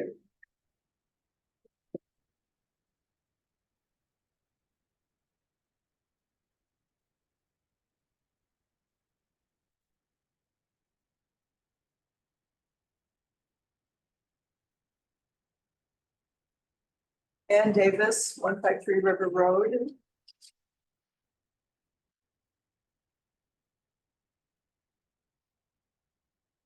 The resolution for a ceasefire not yet supported by our federal government, is a necessity to prevent further death and destruction. The situation is dire. The UN has judged that 31% of children in the north of Gaza have severe malnutrition. They will not recover. There is no ambiguity regarding Israel's use of starvation in Gaza and US support for Israel. Children in Gaza are dying every day from starvation deliberately imposed by Israel and the United States. Citizens of a democracy should not look away from what our government is doing. I see the images of Gaza, images of cruelty, slaughter, and starvation. We have an obligation as citizens to look at what our government is doing and convey a moral judgment. We benefit from many blessings. We are not a better people by slaughtering other peoples. Some say this is a divisive issue.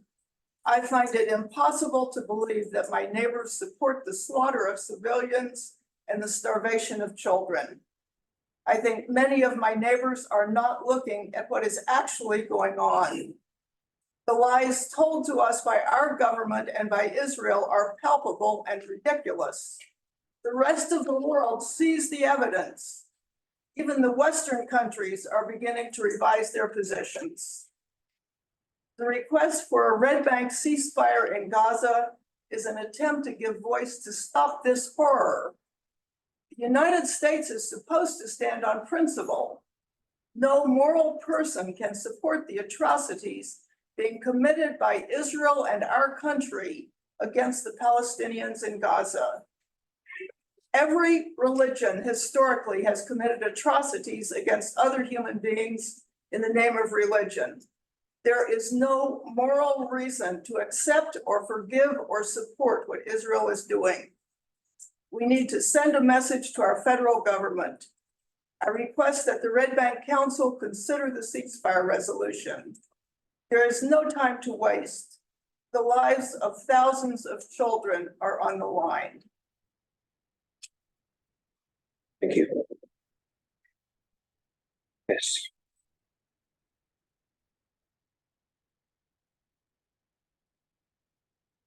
Just state your interest. Sperdenberg, Bruce Sperdenberg. I live at the Rail on Chestnut Street, and I'm a member of Rabbi Harrison's congregation, Beth Shalom. And in that spirit, I'd like to tell a joke told to me by Rabbi Meir Soloveitchik, the most intelligent rabbi ministering currently in Manhattan. And here's how the joke goes. Nobody will like this joke, but it is a good one. Why are New Yorkers depressed? Because the light at the end of the tunnel is New Jersey. Like, terrible joke, told by one of the most intelligent rabbis in all of Manhattan. If he can get that so wrong, it's amazing that so many of our residents and neighbors and friends can get the Middle East wrong, confusing light with darkness, and unfortunately, darkness with light. Thank you.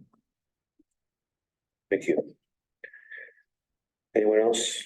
Yeah.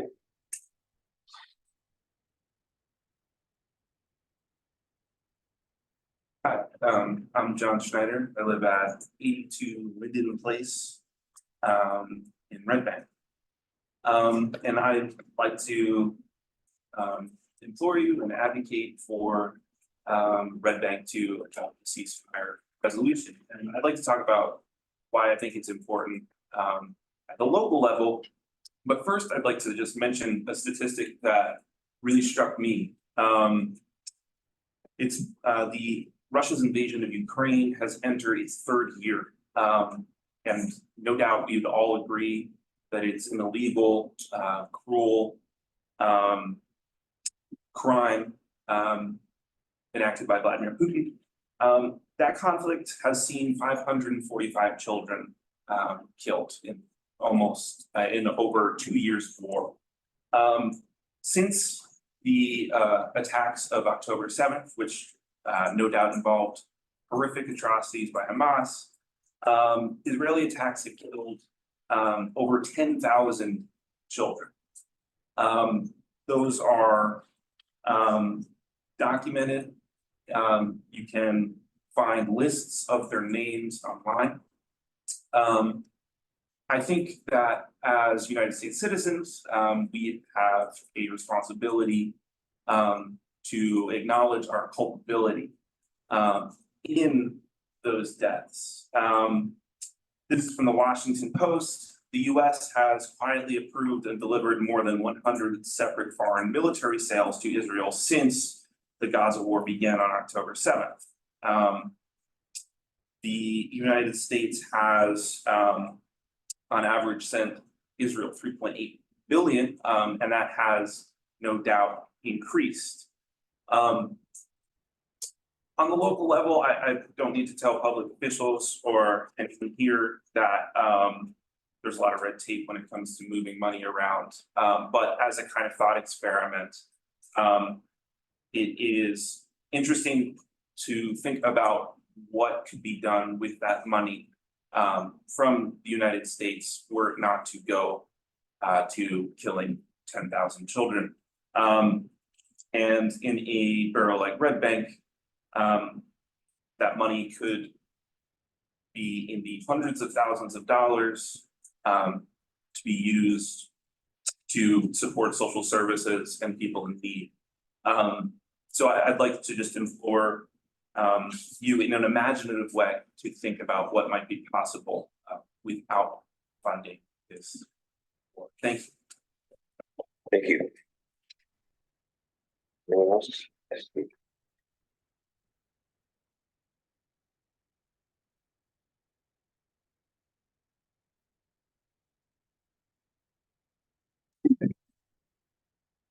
$35 grand.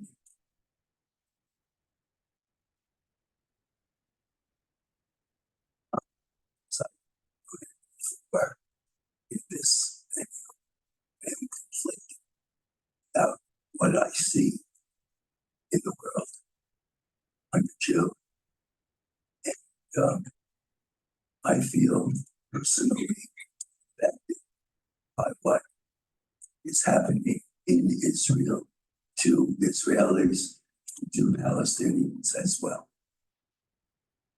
I'm also a Red Bank resident. And as I've said before, I believe that your job as elected officials is to keep us safe, to keep us warm, to keep us garbage free, to be able to have mobility and a variety of other issues around quality of life. I resent the implication that I am immoral, that I support murder, that I support the murder of children. That's what I'm hearing from people who are speaking on the other side. And I want to be on the record that I resent it. I think it is not civil discourse. It's uncivil. It's unfair. And facts are conflated with opinion.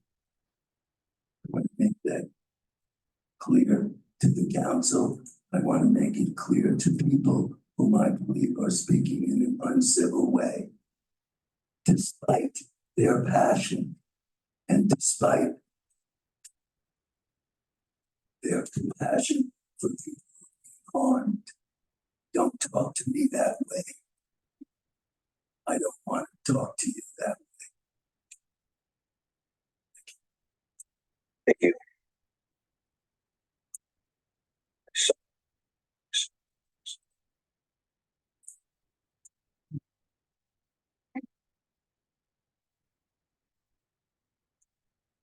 Alan Hill, 64 McLaren Street. Don't know where to start really. I'm going to sort of cast aside, all these sort of implications of information spread by bad actors on both sides. And also just say I do understand what the last speaker was going on about. I am somebody who in local media has been described as anti-Semitic. I'm not even going to repeatedly, and I'm sure you know. And I'm going to tell you what an insult that is to me and my family.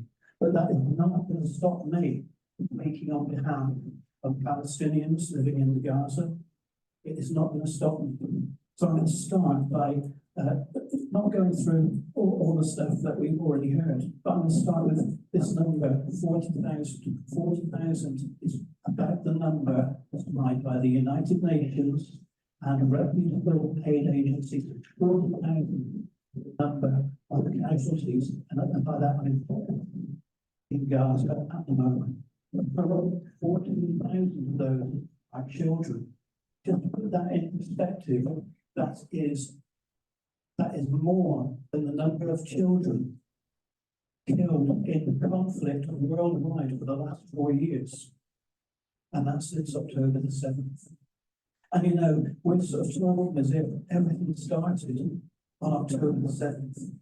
It didn't. It started a long time ago. I'm not going to go back to the falling of the walls of Jericho or anything like that, but I am going to go back to 1946 to 1950, but my father was actually in British forces in Palestine, because it was still Palestine then. And I can tell you the stories he told me. Yeah, there was evil on both sides.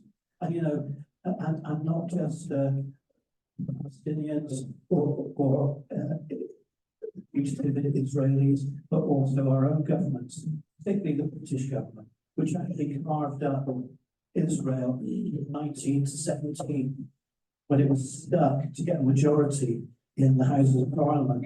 And the only way it could get it was by making an article of legislation called the Balfour Declaration. So what I very quickly want to say in my 27 seconds is this: I know quite a lot of people on this dais here. I remember when they were progressives, I remember when they were even radicals. I remember when those people fought for people like dreamers, for immigrants, for the homeless.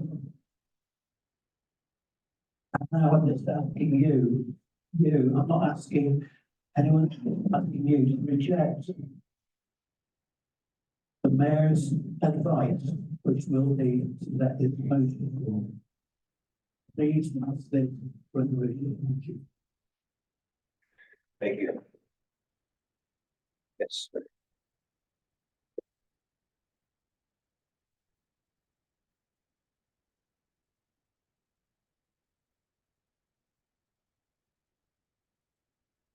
My name is Mackenzie. I live in Wincroft. The zip code is 07738.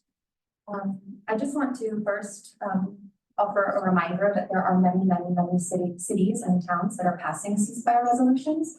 Wayne Township, for example, just very recently passed a ceasefire resolution. That means we can do it here in South Jersey as well. When I was last here, I spoke about children.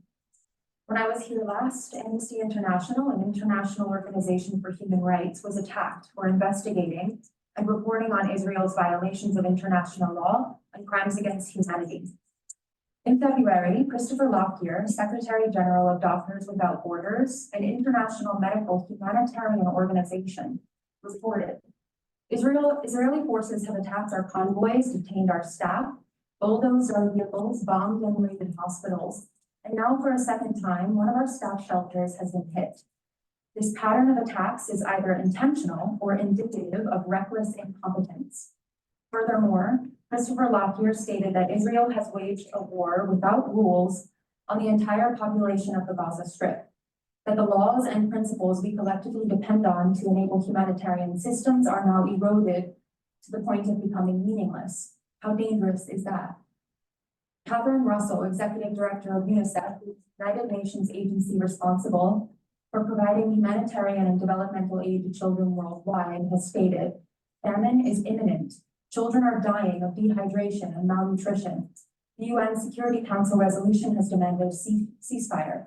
The world has over and over and over again, for the past 173 days, demanded an immediate, total, and permanent ceasefire. Now, returning to that word intentionality, intent. Deputy Knesset Speaker Nassim Vaturi wrote on X, Twitter, that the common goal of the Israelis is erasing the Gaza Strip from the face of the earth. Israeli Heritage Minister Amichai Eliyahu suggested that there are no uninvolved civilians. So 13,000 children are not uninvolved civilians, and suggested that Israel drop a nuclear bomb on Gaza. Lawyer Tepeka Mukupetobi stated for South Africa that this is the language of systemic dehumanization, and that genocide utterances are embodied in state policy. I am not here to convince you that Israel is committing a genocide. We know that Israel is committing a genocide, and we are all complicit. Over 30,000, and that is a conservative number, people have been killed by the Israeli government and military. More than 13,000 children. We are complicit because our tax dollars are financing this genocide. When I was here last, city council members, you suggested that it is not within the realm of this municipal council's responsibility to accept ceasefire resolution proposals because political matters do not belong in spaces of local governance. I am here because I could not more emphatically disagree with you. Washington Post just released a poll today that found the majority of Americans disapprove of Israel's war on Gaza. We do not want our taxpayer dollars funding Israel's genocide of Palestinian people. Thank you.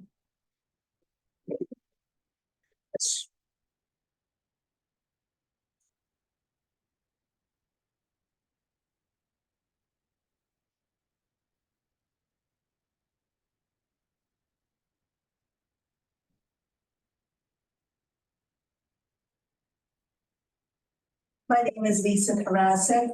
I represent Jewish Federation in the heart of New Jersey, serving all Jews in Middlesex and Monmouth counties, regardless of their politics or ideology on Israel or anything else. I'm here to say that we mourn the loss of every innocent life, and we want a permanent peace. Hamas has vowed to repeat attacks like its October 7th massacre again and again until Israel is no longer. That is the opposite of a permanent ceasefire. In fact, putting a so-called permanent ceasefire in place at this time, when Hamas still represents the Palestinians in Gaza, is contrary to what Hamas leadership itself has promised the world.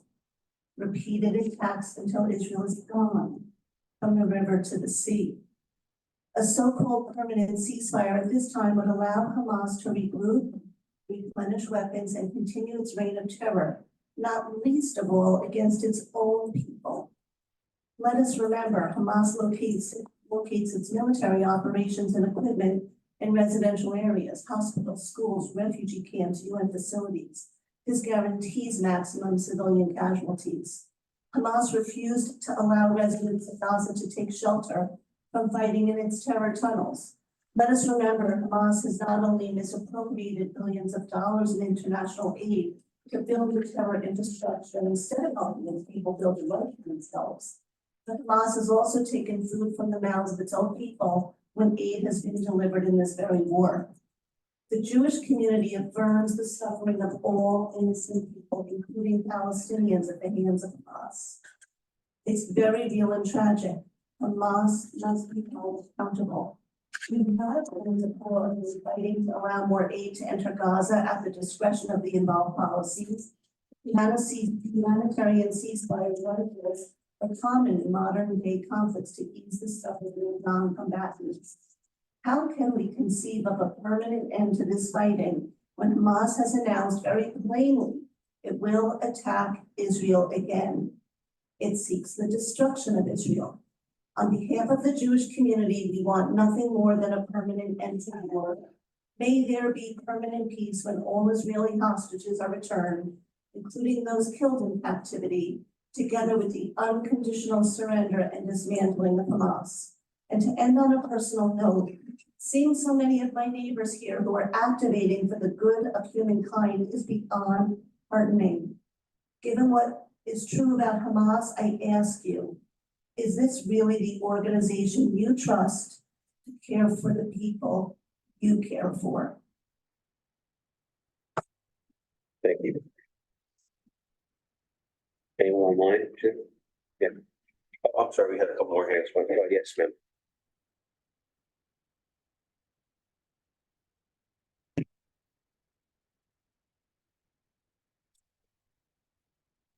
Hi, Hi, my name is Jessica DeFino. I'm not a Red Bank resident. I live in Toms River, but I have been coming to Red Bank with my family for 30 years now. My boyfriend lives in Red Bank and here every week. I'm asking you to pass the ceasefire resolution that's been proposed. For work, I write about the beauty industry, even on occasion mention Red Bank's many beauty establishments in my writing, the blow dry bar, the waxing salon, the spas, and on weekends when the outdoor market is set up, the homemade skincare. And being so immersed in the beauty space, there is one image from Gaza that I'm thinking of in my head. Videos have surfaced of IDF soldiers looting Palestinian homes. They hold up lingerie that belonged to women who were forced out at best or killed at worst. They laugh and smile for the camera. The IDF soldiers sometimes bring the spoils back home to their wives. One of these wives posted a picture to social media of a plastic bag overflowing with makeup, eyeshadow, eyeliner, blush, foundation, lipstick. She called the presents gifts from Gaza. It brought to mind a scene from The Zone of Interest, a recent film about the Holocaust and the Auschwitz commandant Rudolf Voss and his family who lived next door to the concentration camp. In the film, Rudolph's wife applies red lipstick that belonged to a Jewish woman. She looks in the mirror and smacks her lips. She later asks her husband to bring her back more goodies from the Jewish women now living and soon dying in the camps. The movie asks us to consider the mundanity that masks the terror around us. The bag of makeup from Gaza is not a proper movie, and it is not mundane. It is not defense, it is dehumanization, reducing a person to a product trophy. It is the obliteration of the Palestinian people, stealing not only their lives, but the tools they use to craft and care for and adorn those lives, killing not only their bodies, but the spirit infused in all of the things that touch those bodies, like lipstick that once pressed against a mouth that breathed and ate and spoke and kissed and prayed and screamed. This is genocide. It is erasure. It is delight in erasure. It is sick. It is a loss of humanity. It is a loss of soul. And to force American citizens who overwhelmingly support the ceasefire resolution that's been proposed to be complicit in the Palestinian genocide is to force another kind of soul loss. We cannot allow this to become mundane. We have to hold on to our souls and hold up the humanity of the Palestinian people and stand against genocide. My taxes fund this crisis, and so I have a moral responsibility to ask you, as elected officials representing citizens who want a permanent ceasefire, to do everything you possibly can to stop financing Israel's inhumane occupation of Palestine and vote on the ceasefire resolution that's been proposed. Thank you. Thank you.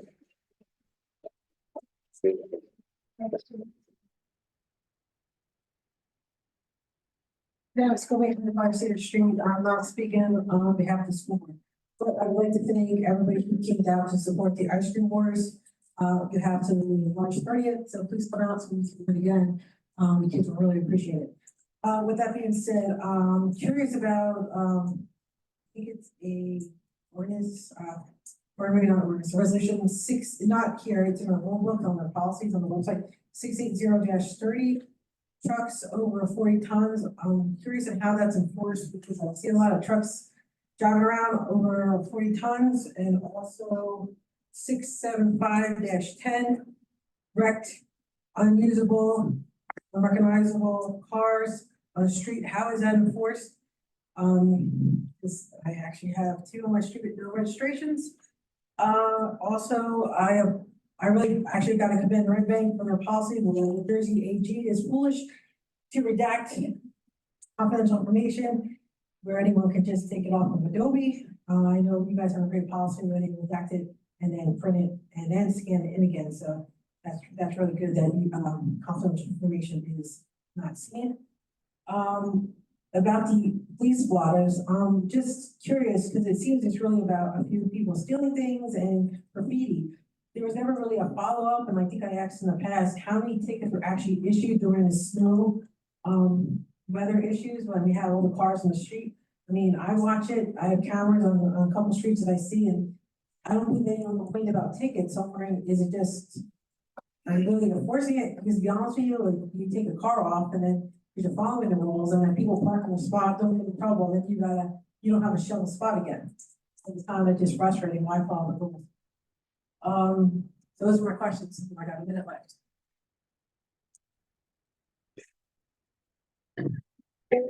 I guess I'll start backwards. You know, as far as the ticketing goes of the vehicles on the streets, I know that's been a long-standing issue in Red Bank that I was quickly acclimated to.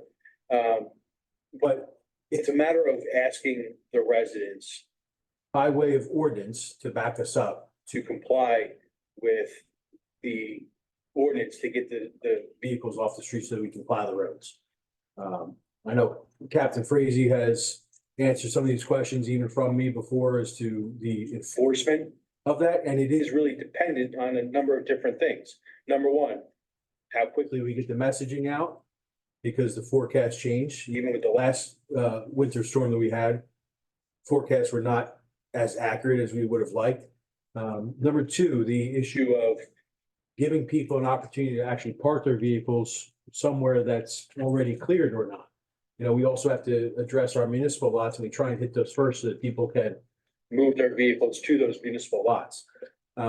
So it is dependent on a number of different things. How many, to answer your question, how many citations were issued? I don't know that answer.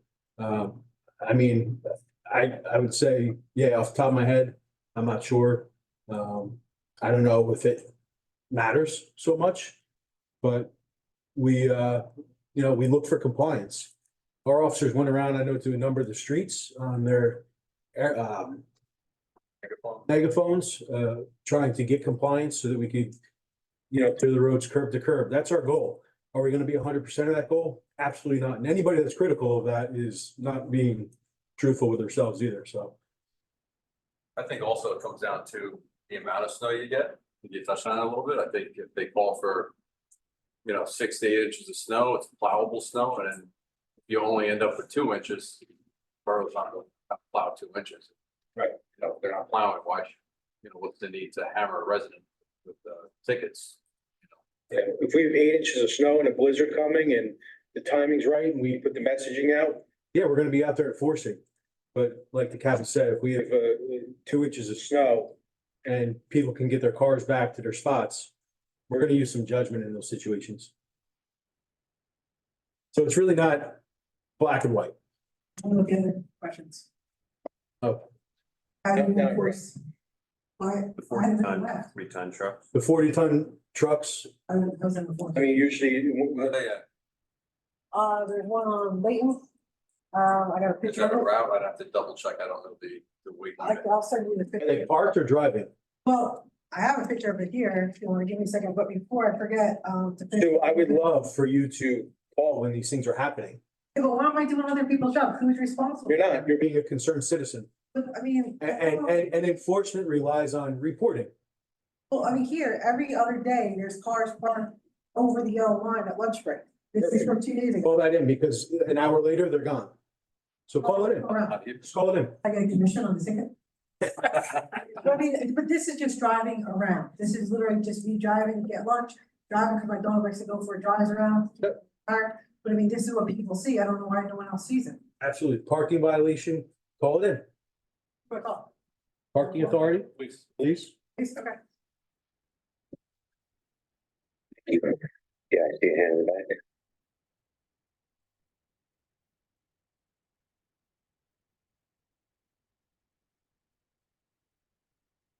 Hello, council. My name is Thomas. I'm from Middletown, 0773. I grew up connected to Red Bank community through sports, school, events. And I even had my job right here at the Dublin House. My current job is in mechanical engineering. For the last 6 months, I've not been able to focus on my work. I wonder how anyone is able to focus on their day-to-day tasks over the last 6 months as the heightened genocide has been carried out Israel or by Israel with our US tax dollars and to the benefit of this nation's military industry. Here today to encourage the county to pass the recently issued proposal for a ceasefire in Gaza. Self-defense has been the cry echoed by those who wish this genocide to be carried out and by those too cowardly to speak otherwise. Well, month after month, week after week, we've all witnessed the atrocities flash by on our news screens. I could go through and describe some of these atrocities, but there's no way we could do that in 3 minutes. Instead, I'll just say the highest estimates of civilian death count in Gaza are that 40,000 plus number. And 92% of those are civilians. The lowest numbers, of that 40,000 people, lowest estimate is that is 62% civilian death. These attacks have been carried out on Palestinian mosques, churches, hospitals, ambulances, universities, neighborhoods, bakeries, and refugee camps. It's blatantly clear that Israel is no longer acting in self-defense. Now, why is there a defiant effort to call Israel's attack nothing but self-defense? There's a provision for the US State Department called the Leahy Law that prohibits the US government from sending weapons to foreign forces committing gross violations of human rights. The push to call this nothing more but self-defense is the federal government keeping itself clean. But given that the US funds Israel with $3 billion a year and increased that number last year to 14 billion, we pay for the weapons used on these attacks.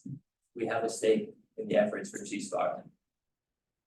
If the federal government will not fight for a substantial ceasefire and act when its weapons are used to commit human rights violations, it is up to you to correct the record and stand for peace and humanity. Please support the proposal for an immediate lasting ceasefire in Gaza today. Thank you. Thank you. Anyone else here in the room before we go to Zoom? No? Okay. Yeah, go ahead, Jim. Hello. Yes. Hi. Okay. I've been coming the past couple of times. I couldn't make it out there in person tonight. My name is Gabriella Green. Oh, there you go. Thank you. Can you hear me now? Yeah, just wanted you to state your name and address, but you started to. Yeah. Yeah, it's Gabriella Green. I'm from Howell. I've spoken with you guys multiple times now. I've told you the facts. I told you how over $200,000 yearly goes to Israel just from Red Bank. And I truly don't understand how stopping a genocide is a controversial issue. If you aren't moved by your heads, maybe I can convince your hearts instead. UN agencies, along with multiple human rights organizations, have well documented Israel's decades-long history of raping, sodomizing, brutally beating, and mutilating genitalia as a form of human torture. The siege they're currently doing on Al-Shifa Hospital, they've arrested majority of the healthcare workers in there and had traumatized a pregnant woman so horribly in front of her family that she died afterwards. I was in tears after just reading a tiny blurb of this message. Imagine how these people are feeling every single day, every single minute of every single day in this horrible atrocity. I have an excerpt that the Human Concern International Corporation from Canada found. They met with a Palestinian woman who was evacuated from Gaza to Turkey with her niece because she is the only guardian that her niece has left. The woman lost her entire family after an IOF airstrike hit her house. She had to watch her 3 children die under the house that they built years of memories in. She watched as her daughter's feet were obliterated off of her body as she screamed and begged her mother to help her. Her daughter crawled to her, with no legs, full of blood, begging her mother for help. Her daughter bled out to death in front of her. Her other children screamed under the rubble until the screams faded to silence. She says every time she closes her eyes, she hears her children scream.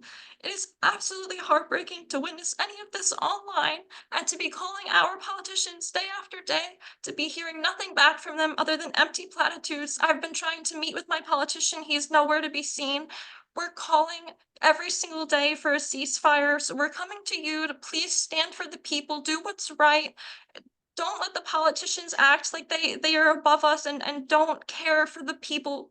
Be better than them and do what we're asking, what we've been imploring, what we've been begging, as we all hold a moral stance on this, as our tax dollars we're spending every single year are going to fund this horrible, horrible genocide, and that is all that you can call it. Thank you. Thank you.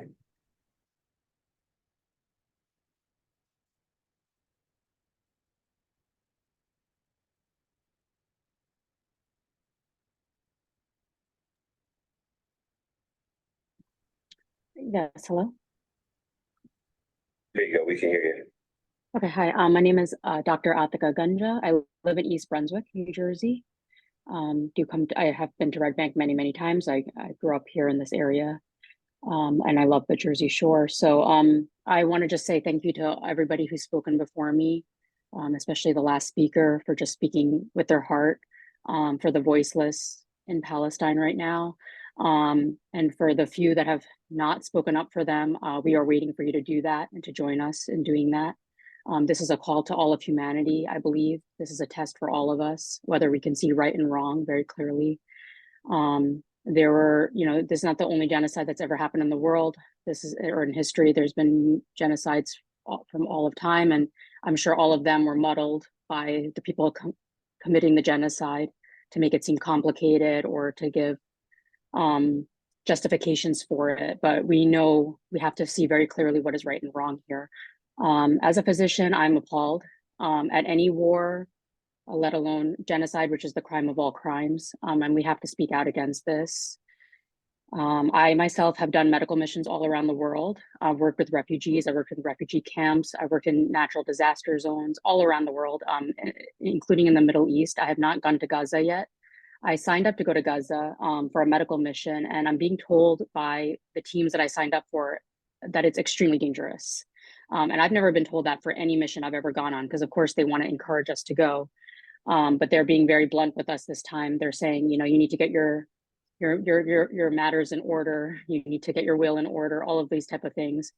You need to have somebody to take care of your kin if you decide to go. This is unacceptable. I want to go there to help people, as I've helped people all over the world.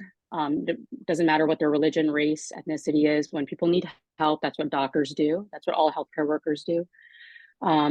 We need to go in there safely, and the only way that can happen is with an immediate, permanent ceasefire. So the U.S.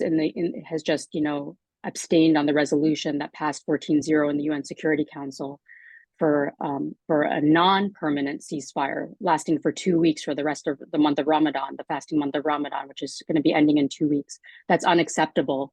We need a permanent end to this. We do not get to feed with one hand and bomb with the other. We do not get to resume bombing, which terrorizes people all over again. There is no point of any type of pause in this type of situation. We need an immediate end to this, and then we need to allow Palestinians to rebuild their lives safely, and we need to then work on coming up with a solution, a peaceful solution. And that could take months, or if not longer. So they don't have the time right now for all of that process to happen. So we need an immediate, permanent ceasefire, and I'm imploring every single person in this town council, and I've done it in my town of East Brunswick as well. We've been trying for months to get a ceasefire resolution passed here. I'm imploring everybody who has any power to do anything to help stop this genocide to please do so. Thank you so much for listening to us tonight. Thank you. Give me everybody.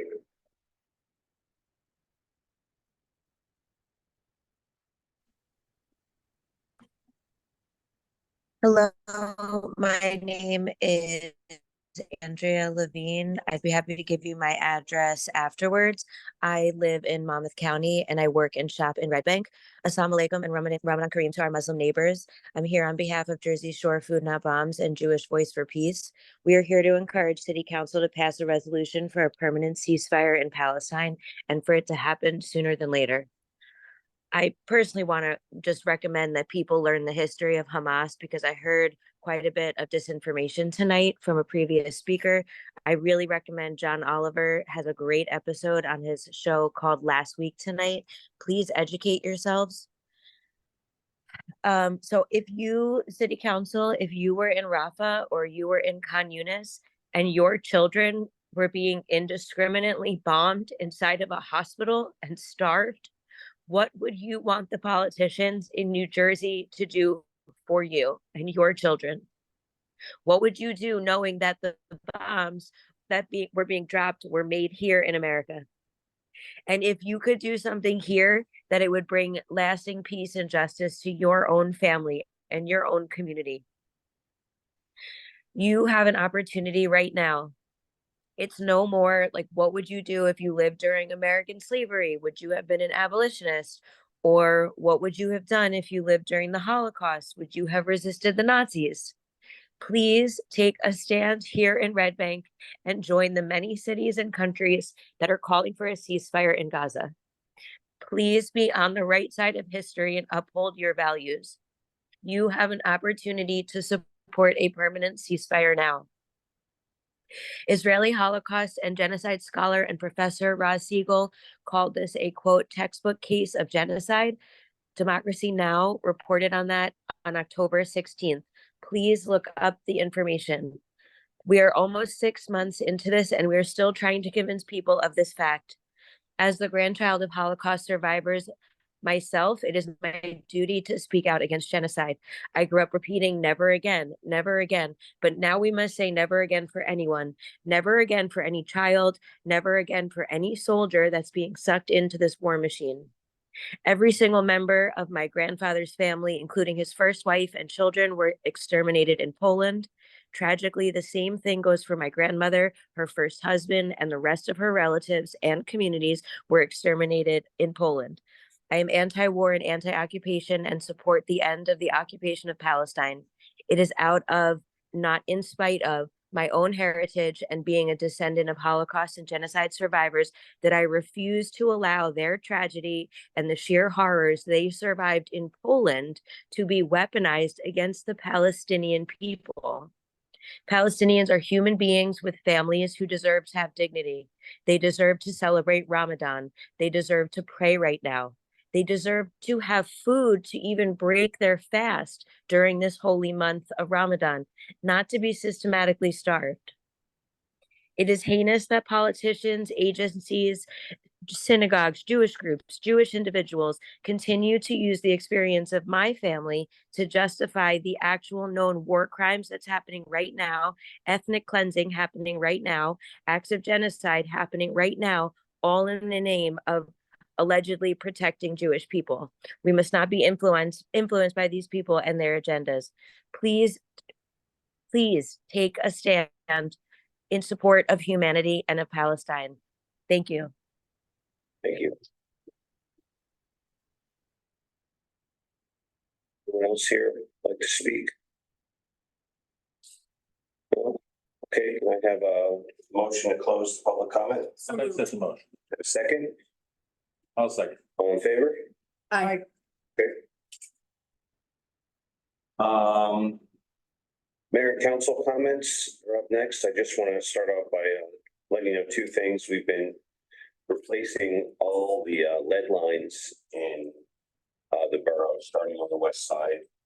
It's an expensive project. We have a 50% forgiveness from the iBank, I believe, but I also just found out that I don't know when we're getting the money, but in the newest federal budget, Congressman Pallone got us another just about $1 million for this project, which is great and helpful and much appreciated. I also want to say that the I always forget the name of it, right? The Quality Institute in New Jersey has labeled Red Bank as a 2023 Healthy Town Up and Coming. Very excited about that. We have a bunch of events planned, as well as we will be at events that are happening held by others. I know we're trying to do a biking with the mayor event in May. And we're trying to work with the library right now to do a financial literacy event. So lots of events coming up in 2024 for the Mayor's Wellness Campaign. Christina, anything? Sure. I just wanted to say thank you to all of our speakers for coming out tonight. We do appreciate you doing so. Also, just the presentations earlier this evening actually reminded me that, Jim, I think we're past 90 days officially with you.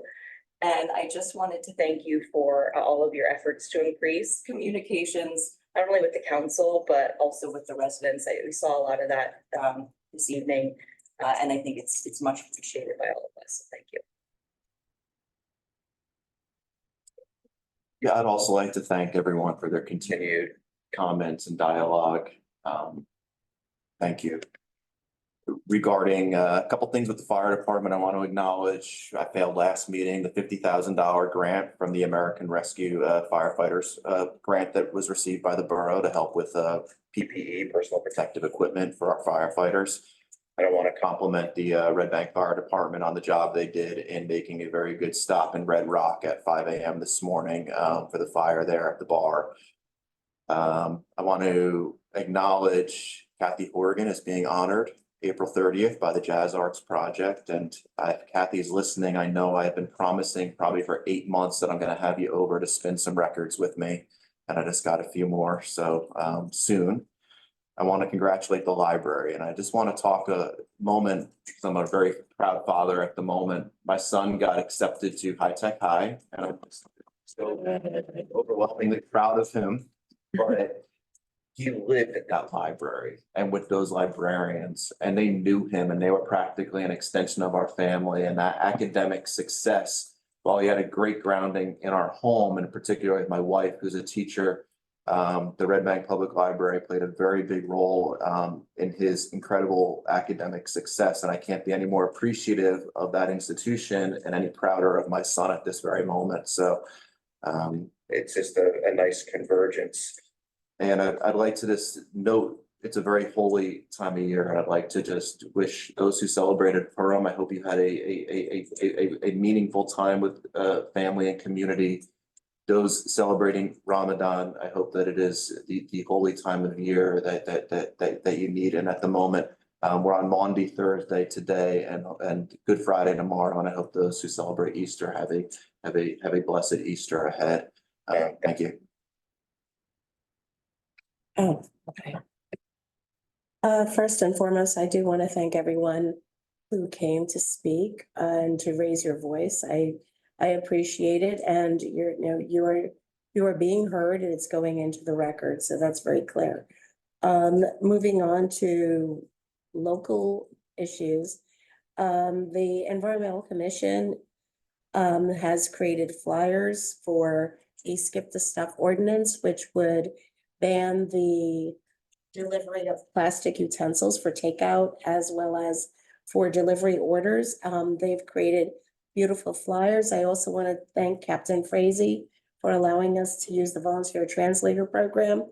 They turned that around in record time. The Environmental Commission and Green Team will be going out along the businesses of Shrewsbury Avenue, Monmouth Street, and Broad.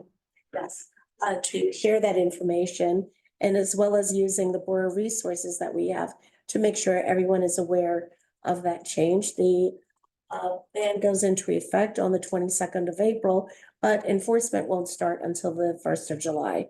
The Environmental Commission also asked me to remind you that their annual Green Fair that they have in conjunction with the middle school is going to be held on Monday, the 22nd of April from 5 to 7. They will have the kids doing their science experiments. We will have the Terrapin Project there, trash and show, as well as other vendors or projects that bring things that are sustainable. So, please stop by if you're in the area.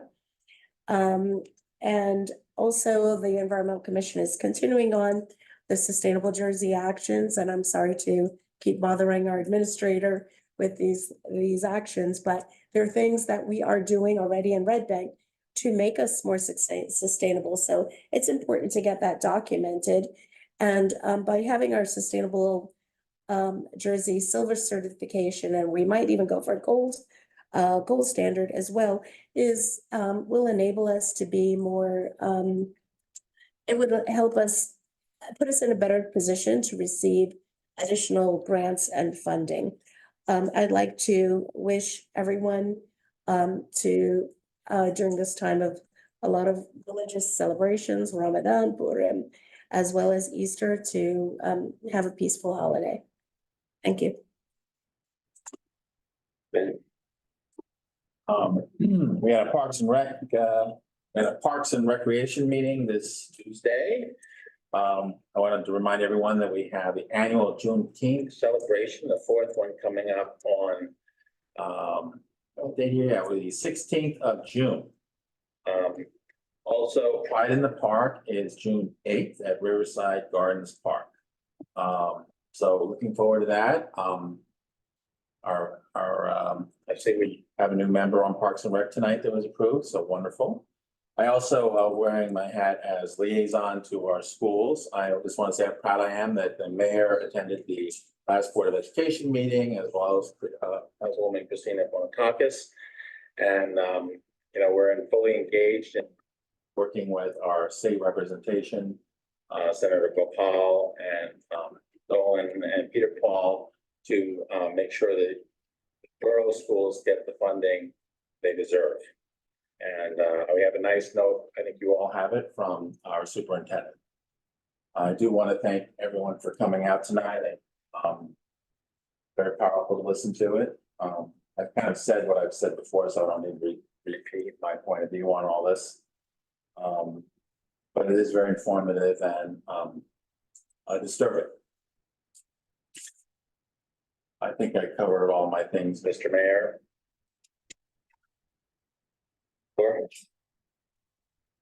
The library finally got the cabinets for their AEDs. We picked them up and brought them over to the library. So now that the construction's kind of winding down, hopefully the elevator's going in quickly. We're gonna have a formal ceremony. It's either gonna be on May 1st or May 8th to thank Hackensack Meridian Riverview Hospital for the donation of 3 AEDs and cabinets. So they're at the library. The library has asked me to reach out to some people in the health community. They want to do CPR classes in both English and Spanish. I did contact Chris Wren. He's the director of all of the VNA now, not just VNA CJ, and he shot it out to his education committees. If that doesn't work out, we'll go to the American Heart Association and see if we can get some help there. I think that'd be a great project for the library. Speaking of the library tonight, they do great things. The animal welfare, which we've talked a little bit about tonight, they've changed their meeting, so now it'll be the second Tuesday of the month, because we had somebody in the fire department that was missing some of his training, so we didn't have our meeting on that yet. Nancy and I were able to go out to Freehold in 2026. United States is going to be 250 years old, so the county is doing a lot of activities around that. They have a big truck that they were going to bring to different areas. We were told they're going to have some sort of monument in the Red Bank area. I don't know what that means, but they had a lot of things planned, right, Nancy? That a lot of things on the agenda, so be watching out for that. Let's see what else I have here. Oh, this Saturday, the 31st is, I know we had Parks and Rec had their spring egg hunt, but there's gonna be one in downtown this Saturday from, I think it's from 11 to 3, I think, or 11:30. I got it here, sorry. It's Saturday, March 5th. 1 to 3, and it will be with the local businesses. We'll be doing it. Actually, my husband and I will be volunteering in the first shift there, along with Kathy Gordon, who's tonight. So, there'll be prizes and right hunt. Starting at the Teak parking lot, right, exactly, thank you. I want to thank everyone who came out and talked. I know it's hard on everyone, but I appreciate that you continue to come all the time. I really appreciated what the doctor brought up about medical missions. Many of you know I've been on many medical missions, not to that part of the world, but to Haiti and the Dominican Republic. Right now, we can't go to Haiti because it's dangerous there too. So I feel the pain of people in the healthcare professions that feel overwhelmed by all this. It is a time of a lot of religious celebrations. I wish everybody peace. Thank you. Beautiful comments from our entire governing body tonight. Have a report from the Community Equity Engagement Committee. To those that you followed along, we had a successful Black History Month social media campaign highlighting and celebrating people within the borough, sharing stories, sharing family stories, sharing what they want to be remembered in history. It's kind of like a Humans of Red Bank with, a focus. And it gained 100 new followers for community equity engagement. So I would say that's higher engagement. And it was featured in Red Bank Green and Lunch Breaks weekly newsletter, so we thank them for shining a light on the efforts of this committee. I look forward to more human stories as they fit into the times of the calendar year that we highlight and celebrate our diversity. One of the connections that the Community Equity Engagement Committee has made with the Housing Authority, which Councilman Cassidy is liaison to, I'm liaison to Community Equity Engagement Committee, is facilitating meetings with Monmouth Arts and the library and the Housing Authority. So we're connecting basically all the resources in town, which is wonderful. It's just really a testament to a functioning governing body, everybody working across the aisle like this. So the first two events are scheduled at the Housing Authority, April 4th for youth and April 11th for seniors. Both programs will be at 2:30. This will sort of be like a pilot to see where they should go from there. And these events are free to the Housing Authority through grants provided to Monmouth Arts. So I love that. It's wonderful. Once again, the Downtown Easter Egg Hunt is this Saturday. Thank you to the Community Equity Engagement Committee for recruiting volunteers to help with setup and breakdown of the event. Once again, this Community Engagement Committee will be working with the Red Bank Classic organizers and Parks and Rec to increase accessibility for mobility challenge participants and volunteers to assist or to be able to participate. Sorry, Councilman Cassidy and I were up at 5 o'clock in the morning at the fire at Red Rock. Red Rock, I stopped by there, by the way. I saw Paul. They already had Serve Pro, everybody there. He's trying to open up by tomorrow. Bingo bango. So get out there and support Red Rock if you can, because that's an unexpected thing to happen. Yeah. It's the end of my report. Thanks. All right, thank you. Jen, you'll give the report. Yes, Mayor. I spoke briefly about it before with the Spring Street update, but just to reiterate that the crews will be out there tomorrow, beginning at 7:30 a.m. Expect most of the repair to take place tomorrow and basically have the road mostly buttoned up by the end of the day. Interviews were conducted in the last week and a half for our mechanic foreman at the TPU garage, which was a vacancy left with the retirement of Rich Hardy. And an offer was made to a qualified candidate this afternoon. So I'm happy to have leadership put back in place in that area of DPU. As far as the budget goes, we discussed at the previous meeting the budget cycle and the schedule for that. We have an ad hoc meeting slated for April 9th and finalize the introduction for the April 11th meeting. And then a budget presentation at 5 p.m. on Tuesday, April 17th with potential adoption at the following council meeting. And I'd like to defer some time in my report, if that's okay with you, to Captain Frazee, just to give a police department update.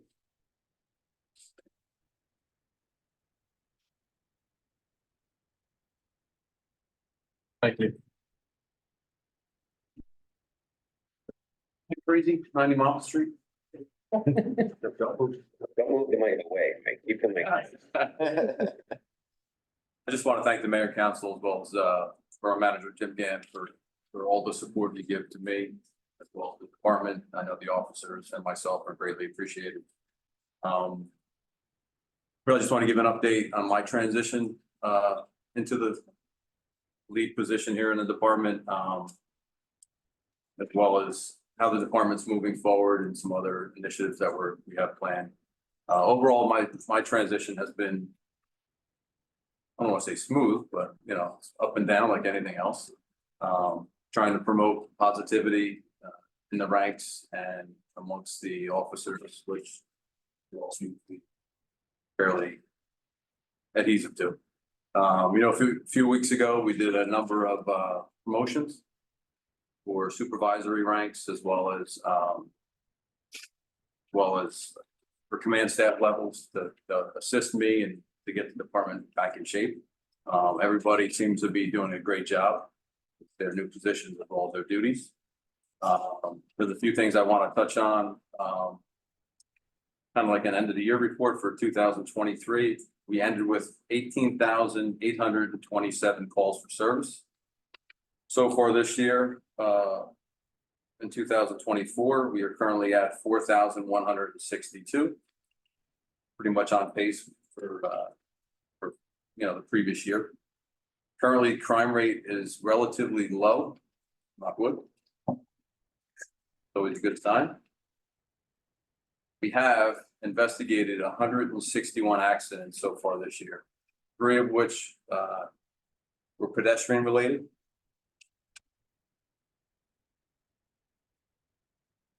Really goes to enforcement. I want to touch on enforcement a little bit. It is very hard, difficult at times, and we are almost at full staff. We have a new police officer. We have another special that's gonna work in our traffic safety area or a traffic safety unit to address some of these issues that we can't get to. And I'm gonna try my best to appease everyone and make make the tough decisions to whether we enforce or not. I'm gonna move on to our canine. For those that don't know, our canine, they're both gonna be retired at the end of the month. The retirement ceremony is scheduled for Friday, April 12th at 10:30 p.m. here at 90 Mile Street.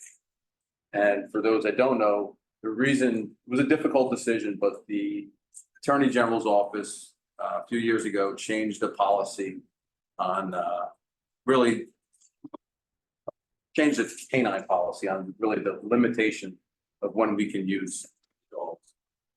Between that and in conjunction with that, our dogs are also trained in detecting marijuana.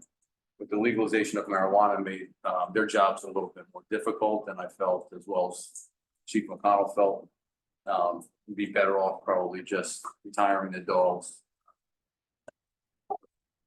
before opening the borough up to some type of litigation on our dog. It was a tough decision. We love the dogs. We're not closing the unit forever. We may just look into other avenues. Moving on. We're in the process of doing some background investigations on several SLEO 1 officers that we have patrolled Broadwalk area. We have some really good candidates. Once we get through the back, borough manager, so we can hire them and get them out there. They'll also help with parking offenses downtown, minor motor vehicle violations. But that should work out pretty well. So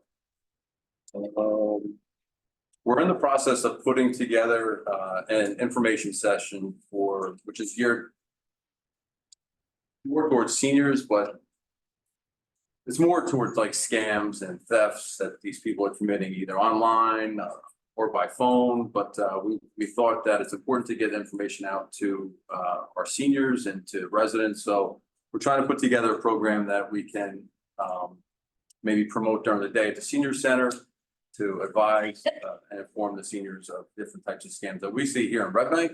We have quite a few, as well as, we're seeing them across the county and state as well.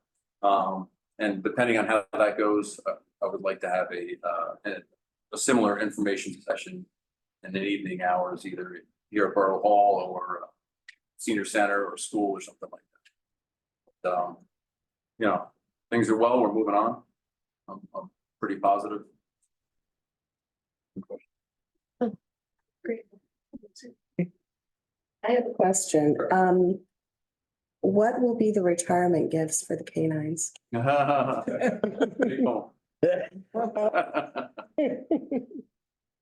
was looking at the pictures of Scuttlebutt.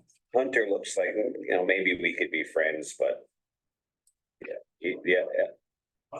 He was. Oh, yeah? Yeah, he was tough. So he's faking me with those kind eyes? All right.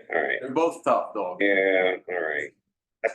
Funny, I'll have a quick story that when they first came here, I grew up having a dog, and I had dogs when my my older son was small child.